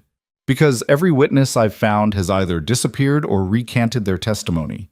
Garrison has protection all the way up to the Attorney General's office." Kim's voice hardened. "But if you have evidence, real, documented evidence, I can bring charges that even his connections can't block."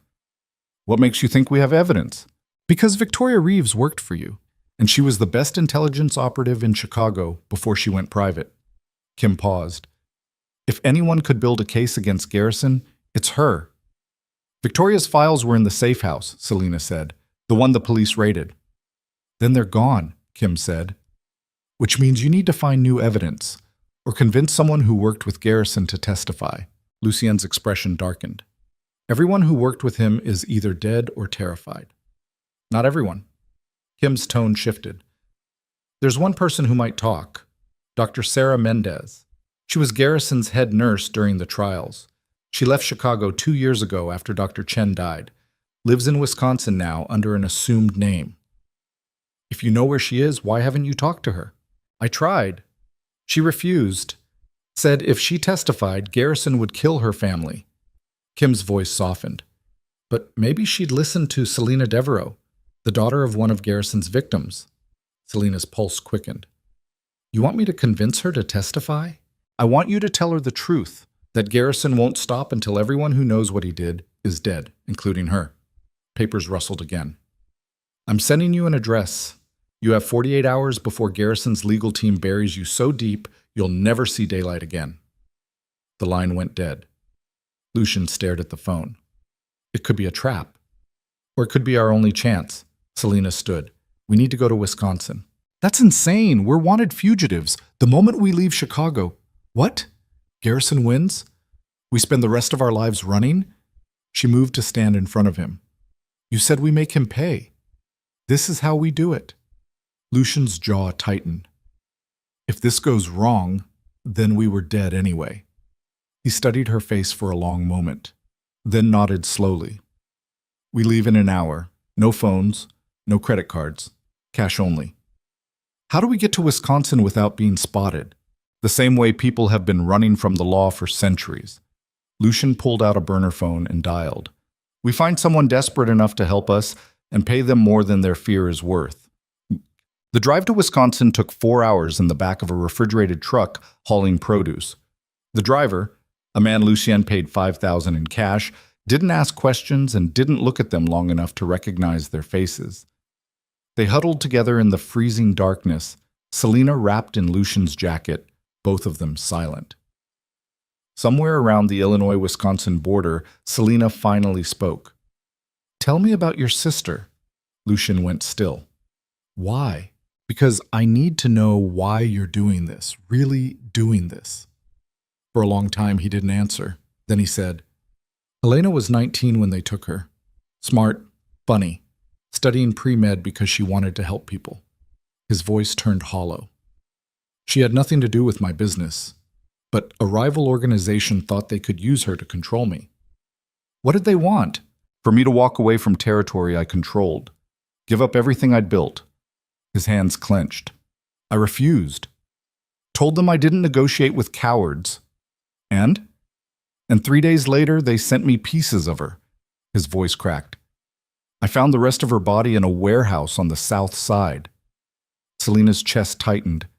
Lucien, I killed every person involved. Took me 6 months. Left bodies from Chicago to Detroit. He looked at her in the darkness. And it didn't bring her back. Didn't fix anything. Just made me into exactly what they thought I was. A monster. Yes. Selena reached for his hand. You're not a monster. You don't know what I've done. I know what you've done for me. I know you could have let me walk away 100 times and you didn't. Her grip tightened. That's not a monster. That's someone who's terrified of losing people again. Lucian's fingers intertwined with hers.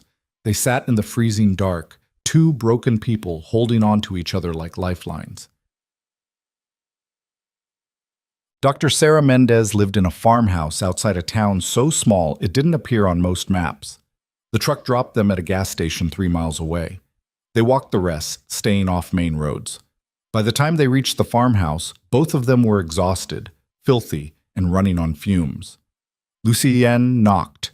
The woman who answered was in her 50s, gray hair pulled back, eyes that had seen too much. She took one look at them and tried to slam the door. Lucien caught it with his foot. Dr. Mendez, he said, we need to talk. I don't know who you are. Yes, you do. I'm Lucien Devereaux. This is Selena.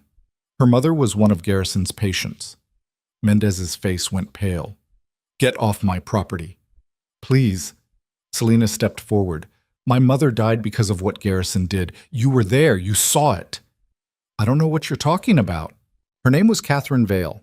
She died in 2023 from complications related to experimental treatment she never consented to.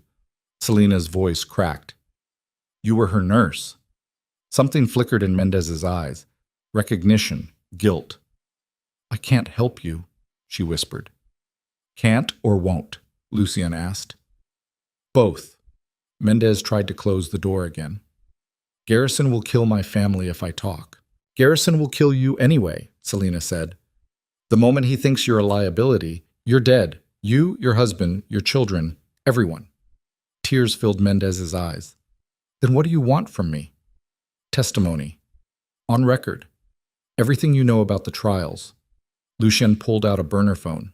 There's a federal prosecutor who can protect you. No one can protect me from him. We can. Selina moved closer. My mother died terrified and in pain because no one stopped him. You have a chance to make sure no one else's mother dies the same way. Mendez's resolve cracked. She sagged against the doorframe, years of guilt and fear pouring out. There were so many, she whispered. So many patients who never knew what was happening to them. Garrison would change their treatment plans, administer drugs not approved for their conditions. And when they died, he'd falsify the death certificates. How many? Lucien asked. 27 that I know of, but there could have been more. Mendez wiped tears from her face. I tried to stop it, went to the hospital board. They buried my complaint, threatened to revoke my medical license if I kept talking. So you ran. What else was I supposed to do? My daughter was 6 years old. I had to protect her. Selina understood that choice, the desperate calculus of survival. If you testify, she said gently, you'll finally stop running. Mendez looked between them. Two fugitives covered in dirt and dried blood, asking her to risk everything. Then she nodded. Okay, she whispered. I'll do it. Rachel Kim met them at a federal building in Milwaukee 3 hours later. She brought U.S. Marshals for protection and a recording device for Mendez's testimony. The deposition took 4 hours. Mendez detailed everything: patient names, dates, treatments, falsified documents. She described how Garrison had personally overseen the trials, selecting patients he deemed expendable, how he'd threatened staff who questioned the ethics, how he'd covered up deaths with the same casual efficiency most people use to schedule meetings. By the time she finished, even the marshals looked sick. Kim turned off the recorder. This is enough. With your testimony and the documentation we've recovered, I can bring charges against Garrison that will put him away for life. When? Lucien asked. 72 hours. I need to brief my superiors, get warrants signed, coordinate with Chicago PD. That's too long, Selina interrupted. Garrison will know something's wrong. He'll run or he'll come after us again. We can protect you. No, you can't. Lucien stood. Garrison has connections everywhere. The moment you start moving official channels, someone will warn him. Kim's jaw tightened. What are you suggesting? I'm suggesting we force his hand. Make him come to us. That's suicide. Maybe, but it's also the only way to guarantee he doesn't disappear. Lucien looked at Selina. Unless you have a better idea. Selina thought about her mother, about Marcus and his team pinned down in a warehouse, about every person Garrison had destroyed because he believed himself untouchable. I have an idea, she said slowly. But it's going to make you uncomfortable. Kim raised an eyebrow. More uncomfortable than harboring fugitives? Much more. Selina turned to Lucien. We need to give Garrison exactly what he wants. Which is? Me. The room went silent. Absolutely not, Lucien said. Listen, Garrison's obsessed with destroying us. He's put bounties on our heads, manufactured evidence, mobilized half of Chicago's underworld. Selina's mind raced. But what he really wants is to silence the one person who threatens his reputation most, the daughter of a woman he killed. So you want to walk into a trap. I want to set one. Selina looked at Kim. If I go public, give an interview, tell my story, Garrison will have to respond.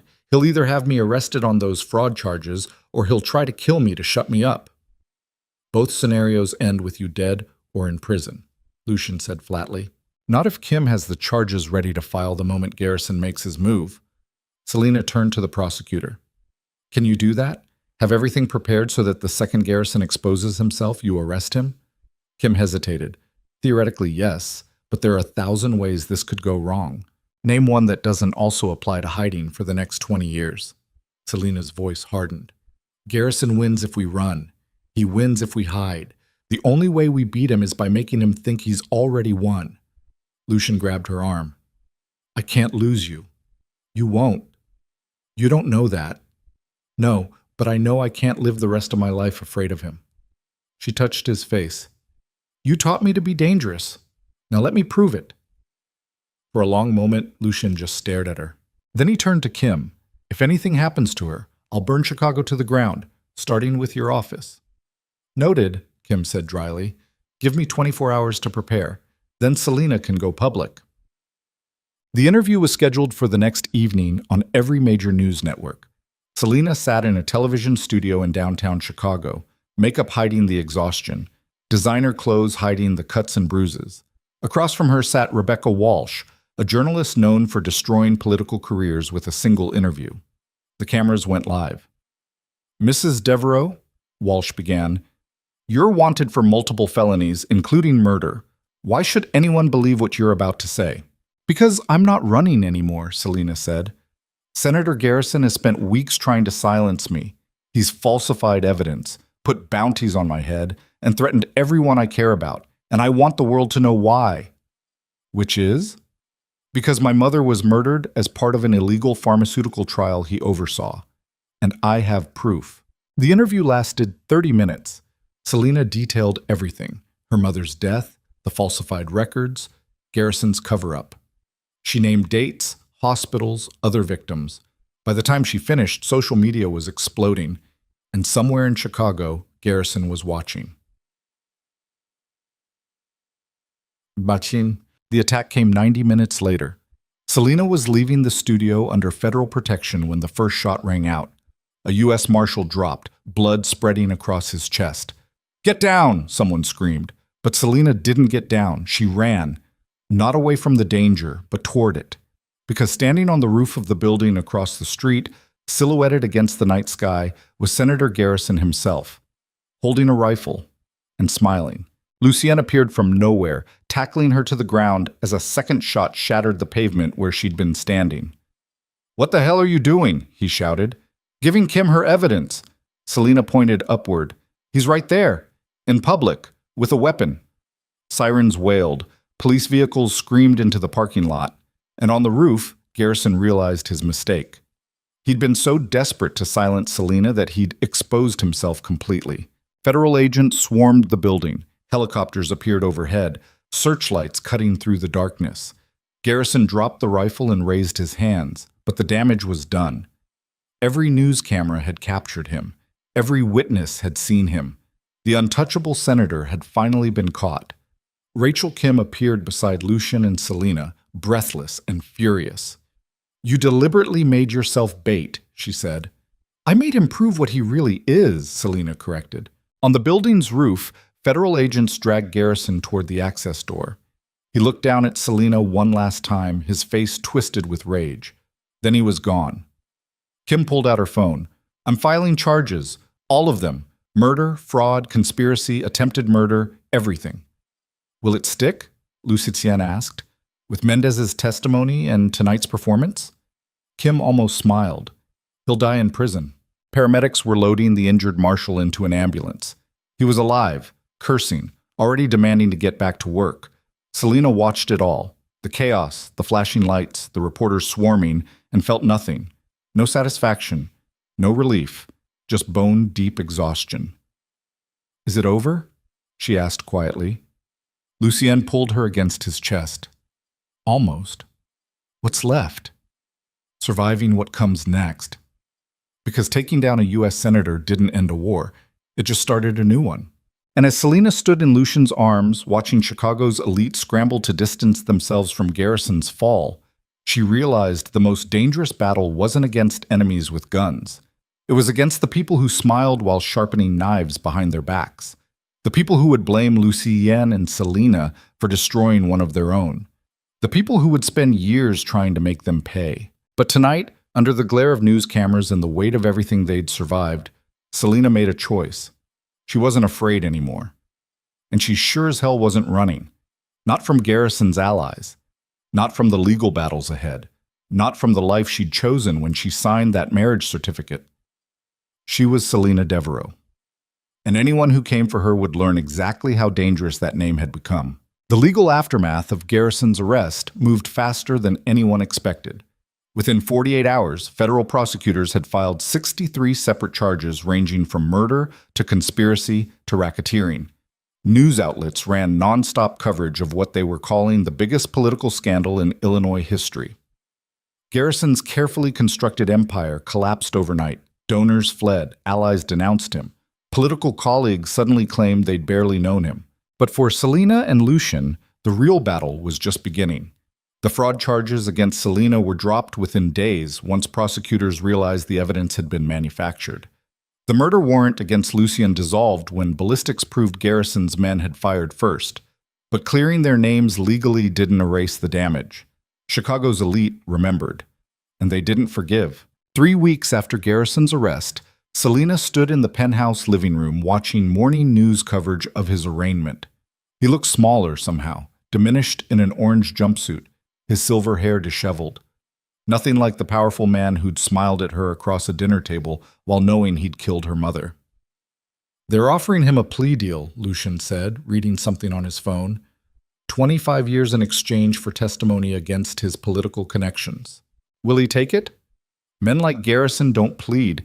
They fight until the end because admitting guilt means admitting they were never as untouchable as they believed. He set down the phone. "The trial starts in 6 months. You'll have to testify." Selena's stomach tightened. "I know. It won't be easy. His lawyers will try to destroy you on the stand, make you look like a gold digger who married me for revenge. Let them try." She turned away from the television. "I'm tired of being afraid of what people think." Lucian crossed to her, studying her face in the morning light. "You've changed. So have you." "No, I'm exactly what I've always been." His voice softened. "But you're not the woman who crashed a wedding 3 months ago. Is that good or bad? I don't know yet. I don't." The honesty in his answer caught her off guard. Because he was right, she had changed. The woman who'd fled a ballroom in tears felt like someone from another lifetime. That woman had cared about fitting in, about being accepted, about proving she was worthy of love. This woman knew better. Love wasn't something you earned through worthiness. It was something that either existed or didn't, brutal and honest, with no negotiation possible. "Marcus is out of the hospital," Lucian said, changing the subject. "He wants to see you." "Is he okay?" "Physically, yes." "Mentally?" Lucian's jaw tightened. 2 of his men died in that warehouse. He's not handling it well. Selena remembered the gunfire, the screaming, Marcus's voice cutting out over the phone. "When can I see him?" "This afternoon, but Selena..." Lucian caught her arm. "He blames himself for what happened, and he blames me for putting you in danger, so if he says things that... I can handle it." "I know you can. That's not what worries me." "Then what does?" Lucian looked at her for a long moment, something unreadable in his gray eyes. "I worry that you'll realize you don't need me anymore, that you'll walk away because you finally become strong enough to survive without me." The vulnerability in his voice made Selena's chest ache. "Is that what you think?" she asked quietly. "That I only stayed because I was weak? I think you stayed because you had nowhere else to go. And now you do." Selena moved closer, close enough that she could see the exhaustion carved into his face, the weight he'd been carrying since the moment they met. "I stayed because you were the first person who didn't treat me like something broken," she said. "And I'm still here because somewhere between all the violence and chaos, I fell in love with you." Lucian went still. "You don't mean that." "Yes, I do." "Selena, you think I don't know what you are, what you've done." She touched his face. "I know exactly who you are. And I love you anyway." For a moment, Lucian looked like he might argue. Then something in him cracked, and he pulled her against his chest so tightly she could barely breathe. "I don't deserve you," he whispered against her hair. "Probably not. But you're stuck with me anyway." He kissed her then, slow and desperate, like a man who'd finally stopped running from something he wanted. When they pulled apart, Lucian's eyes were wet. "I love you," he said. "I've loved you since that night at the wedding when you looked at me like I was offering you salvation and damnation at the same time." "You were." "I know." They stood wrapped in each other as morning light flooded the penthouse. Two broken people who'd found something neither expected in the wreckage of revenge. Marcus looked like hell. His left arm was in a sling, face bruised, eyes hollow with guilt. He sat in a private room at Northwestern Memorial Hospital, staring at nothing. When Selina entered, he didn't look up. "You shouldn't be here," he said flatly. "Too bad. I came anyway. I failed you. Failed Lucienne. Got two good men killed because I couldn't—" His voice cracked. "Because I wasn't fast enough." Selina sat beside his bed. "You saved our lives." "I put them at risk in the first place. If I'd secured the safe house better, if I'd anticipated Garrison's move, then you would have been a fortune teller, not a security specialist." She touched his uninjured hand. "What happened wasn't your fault. Tell that to their families." "I can't, but I can tell you that running into that warehouse knowing you might die so Lucian and I could escape was the bravest thing I've ever seen." Marcus finally looked at her. "You've changed." "Everyone keeps saying that." "Because it's true. You're harder now, colder." "Is that bad?" "I don't know. But the woman I met 3 months ago wouldn't have used herself as bait to catch a U.S. senator." He studied her face. "What are you willing to do next? How far will you go?" The question hung between them, because Marcus was asking what Selina had been avoiding thinking about. She'd destroyed Graham, exposed Garrison, survived assassination attempts. But at what cost? How much of herself had she traded for power and safety? "I don't know," she admitted, "but I know I can't go back to being powerless. Power has a price. You've paid some of it already, but there's more coming." "What do you mean?" Marcus glanced toward the door, making sure they were alone. "Garrison had allies, people who won't forget that you and Lucian exposed him. They're already moving, freezing assets, calling in favors, preparing for war. Let them come. You say that now, but when they start going after the people you care about, your sister, Lucian's businesses, anyone connected to you, you'll learn that winning one battle doesn't end a war. It just makes the next battle bloodier." Selina's hands clenched. "So what do you suggest? Hide? Run?" "I suggest you decide what kind of person you want to be when this is over, because you can't build a life on revenge. Eventually, you run out of enemies, and you're left standing in the wreckage wondering who you became." The words hit harder than Selina expected, because Marcus was right.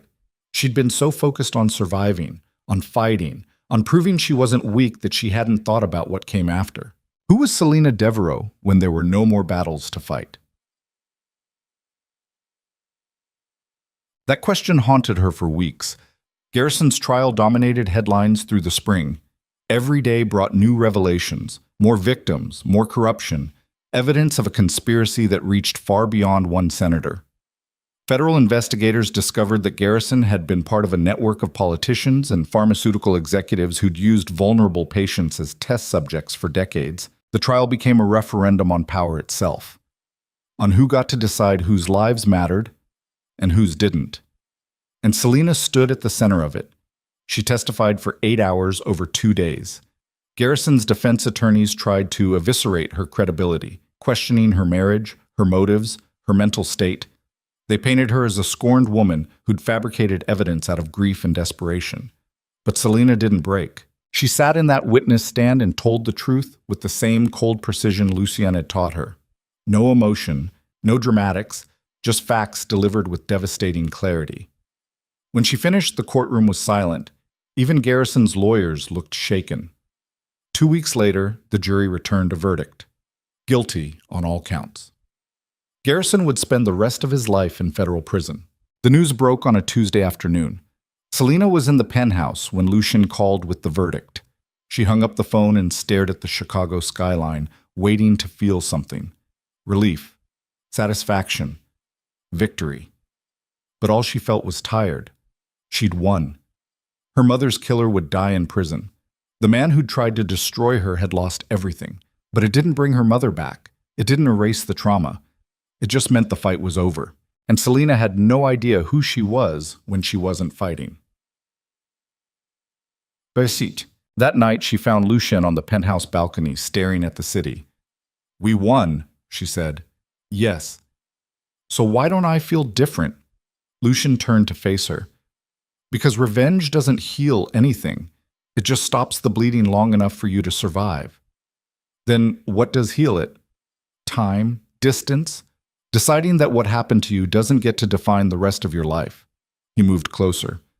And finding something worth living for beyond the pain. Selena looked at him, this dangerous, violent, fiercely loyal man who'd pulled her out of the wreckage of her old life and shown her how to build something new. "I need to see my sister," she said suddenly. Lucien nodded. "I know."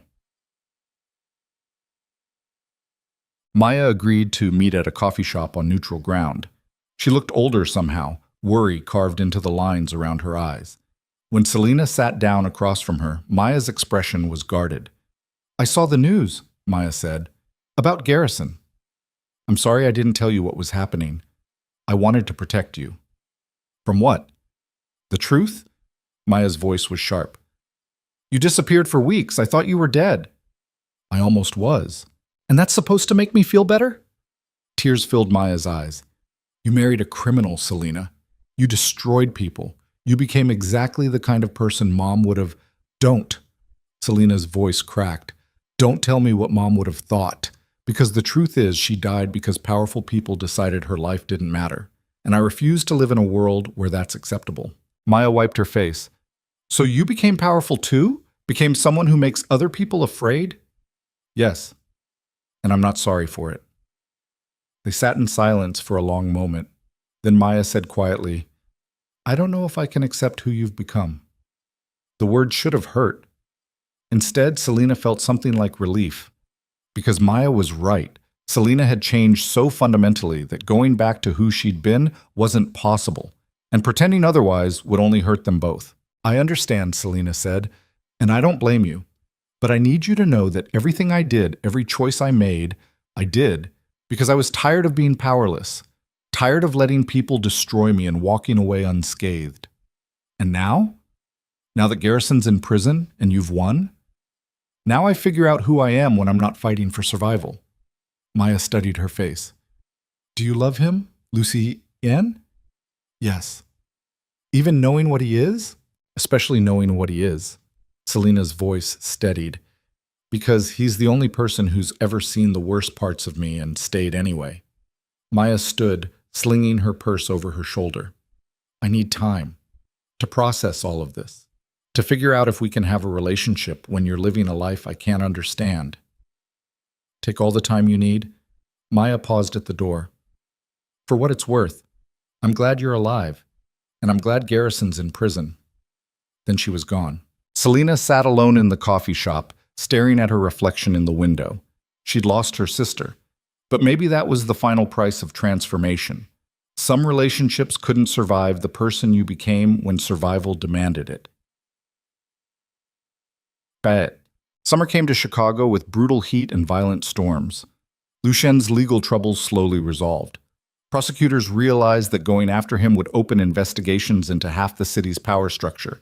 Politicians, businessmen, people who preferred their illegal dealings stay buried. Charges were quietly dropped. Warrants disappeared. Within months, Lucien Devereaux was once again one of Chicago's most powerful men. But he was different now, too. Selena noticed it in small ways. He spent more time at home, smiled more. The walls he'd kept between them slowly dissolved until most nights they fell asleep in the same bed, tangled together like people who'd finally stopped running. One evening in late August, they stood on the penthouse balcony watching a thunderstorm roll in across Lake Michigan. "What happens now?" Selena asked. "What do you mean? We took down Garrison, survived the fallout, but we got married as part of a one-year arrangement. That year's almost over."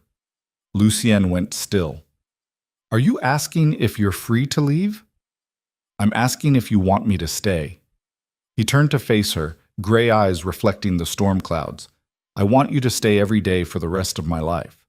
But I won't trap you in this marriage if you've changed your mind." "I haven't." "Then what are we talking about?" Selena took a breath. "I'm talking about the difference between a business arrangement and a real marriage. I'm asking if you want to build an actual life together, not one based on revenge or survival, but on something permanent." For a long moment, Lucien didn't speak. Then he said, "I've been waiting for you to realize you deserve better than me." I don't want better. I want you. Why? Because you're the first person who didn't try to fix me or save me. You just gave me the tools to save myself. She moved closer. And because somewhere between all the violence and chaos, I realized I don't want a safe, comfortable life. I want a dangerous one with you. Lucien kissed her then, slow and deep, as rain began falling around them.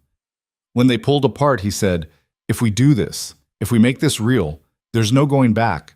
You'll be mine in every way that matters." I already am. And I'll be yours. Completely. Even the parts that terrify you. Especially those parts. Thunder cracked overhead as they stood wrapped together, two people who'd found each other in the wreckage and built something that shouldn't have worked, but somehow did. Text. 3 months later, they got married again. Not in a courthouse with armed guards and no witnesses. In a small ceremony overlooking Lake Michigan with Marcus and Victoria in attendance. No politicians, no press, just people who understood what Lucien and Selena had survived to reach this moment. The officiant asked if they took each other freely. This time, when Selena said, "I do," she meant it with every part of herself. And when Lucien kissed her, it wasn't for show or revenge. It was for them. 1 year after Garrison's conviction, Selena received a letter. It came through Lucien's lawyer, carefully vetted, scanned for threats. Inside was a single page written in careful handwriting. "Mrs. Devereaux, my name is Jennifer Chen. I'm the daughter of Dr. Richard Chen, the researcher who tried to expose Senator Garrison's program before his death. For years, I believe my father died in a random accident. Because of your testimony, I now know the truth. I wanted to thank you, not just for exposing Garrison, but for being brave enough to fight when everyone else stayed silent. My father would have been proud. If you're ever looking for ways to honor the people Garrison hurt, I run a nonprofit that provides free legal services to families of medical malpractice victims. We could use someone with your experience and determination. No pressure. Just an offer if you're interested." With gratitude, Jennifer Chen Selena read the letter 3 times. Then she showed it to Lucien. "What do you think?" she asked. "I think you've spent a year fighting. Maybe it's time to build something instead. Would you be okay with that? Me working with a nonprofit?" "Selena, I'd be okay with you doing anything that makes you happy." He touched her face. "You don't need my permission to live your life." "I know, but I wanted to know if you'd support it. Always." 2 weeks later, Selena walked into Jennifer Chen's small office on Chicago's South Side. The walls were covered with photos of families they'd helped, cases they'd won, lives they'd changed. Jennifer looked up from her desk, late 20s, tired eyes, but hopeful. "Mrs. Devereaux?" she said. "Thank you for coming." "Just Selena." "Selena, then." Jennifer gestured to a chair. "I wasn't sure you'd actually show up." "I almost didn't." Selena sat down. "I'm not sure what help I can be. I'm not a lawyer." "No, but you understand what it's like to fight a system designed to protect powerful people at the expense of vulnerable ones. That's more valuable than a law degree." They talked for 3 hours. By the end, Selena had agreed to join the organization as a victim advocate, helping families navigate the legal system, connecting them with resources, making sure their voices weren't drowned out by money and power. It wasn't glamorous work. It didn't come with designer clothes or penthouse views. But for the first time since her mother's death, Selena felt like she was doing something that mattered beyond revenge.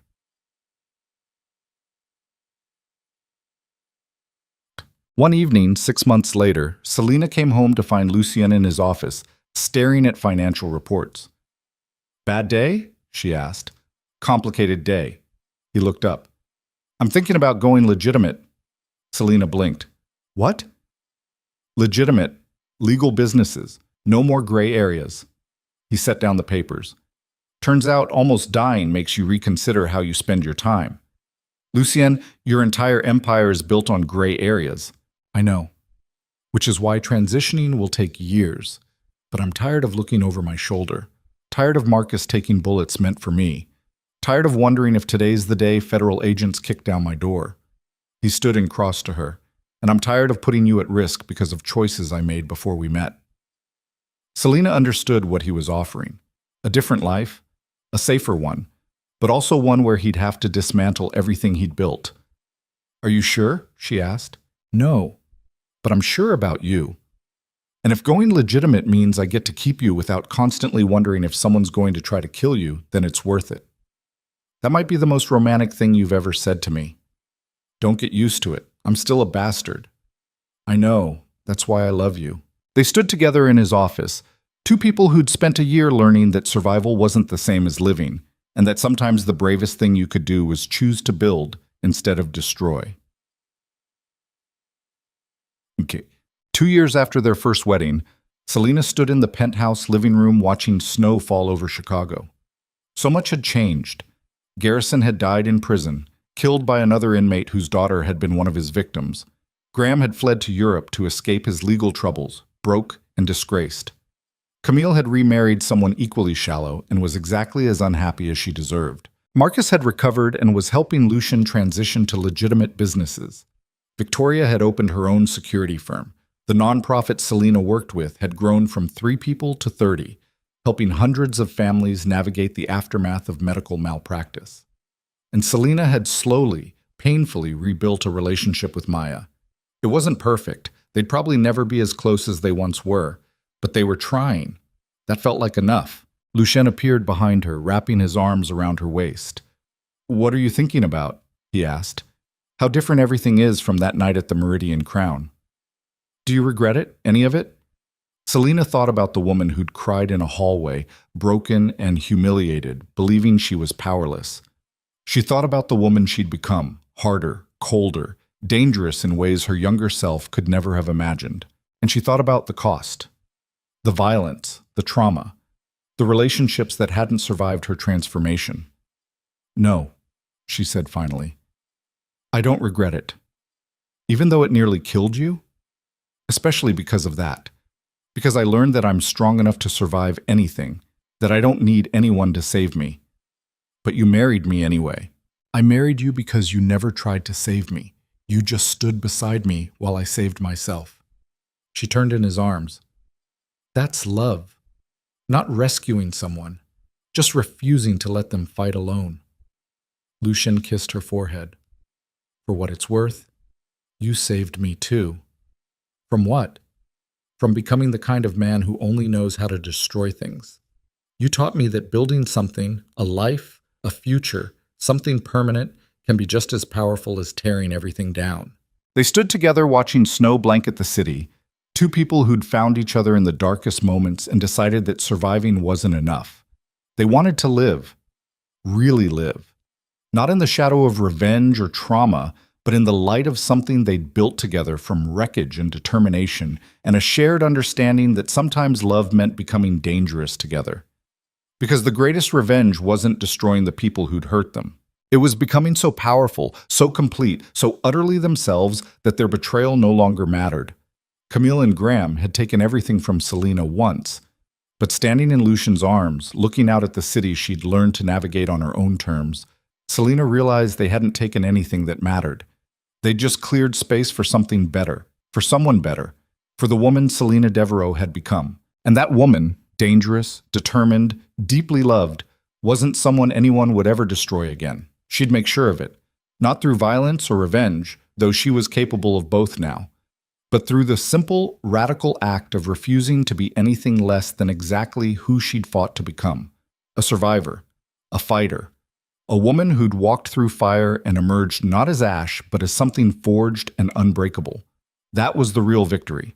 Not Garrison's imprisonment, not Graham's ruin, but Selena's transformation from someone the world tried to erase into someone the world would never forget.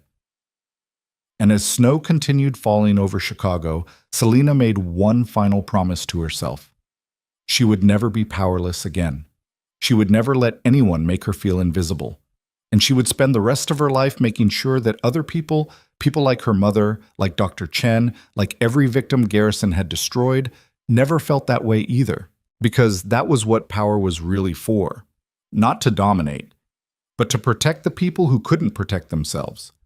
To make sure that the next woman crying in a hotel hallway had someone who would stand beside her and say, "You're stronger than you think, and I'll prove it to you." That was Selena's legacy now. Not as the woman who married Chicago's most dangerous man for revenge, but as the woman who learned that true strength came from refusing to let trauma define you, from building something beautiful out of wreckage, from choosing to love despite every reason not to, and from understanding that sometimes the bravest thing you could do was survive and then decide that survival alone wasn't enough. You had to live, fiercely, honestly, without apology. And that's exactly what Selena Devereaux planned to do for the rest of her dangerous, complicated, perfectly imperfect life.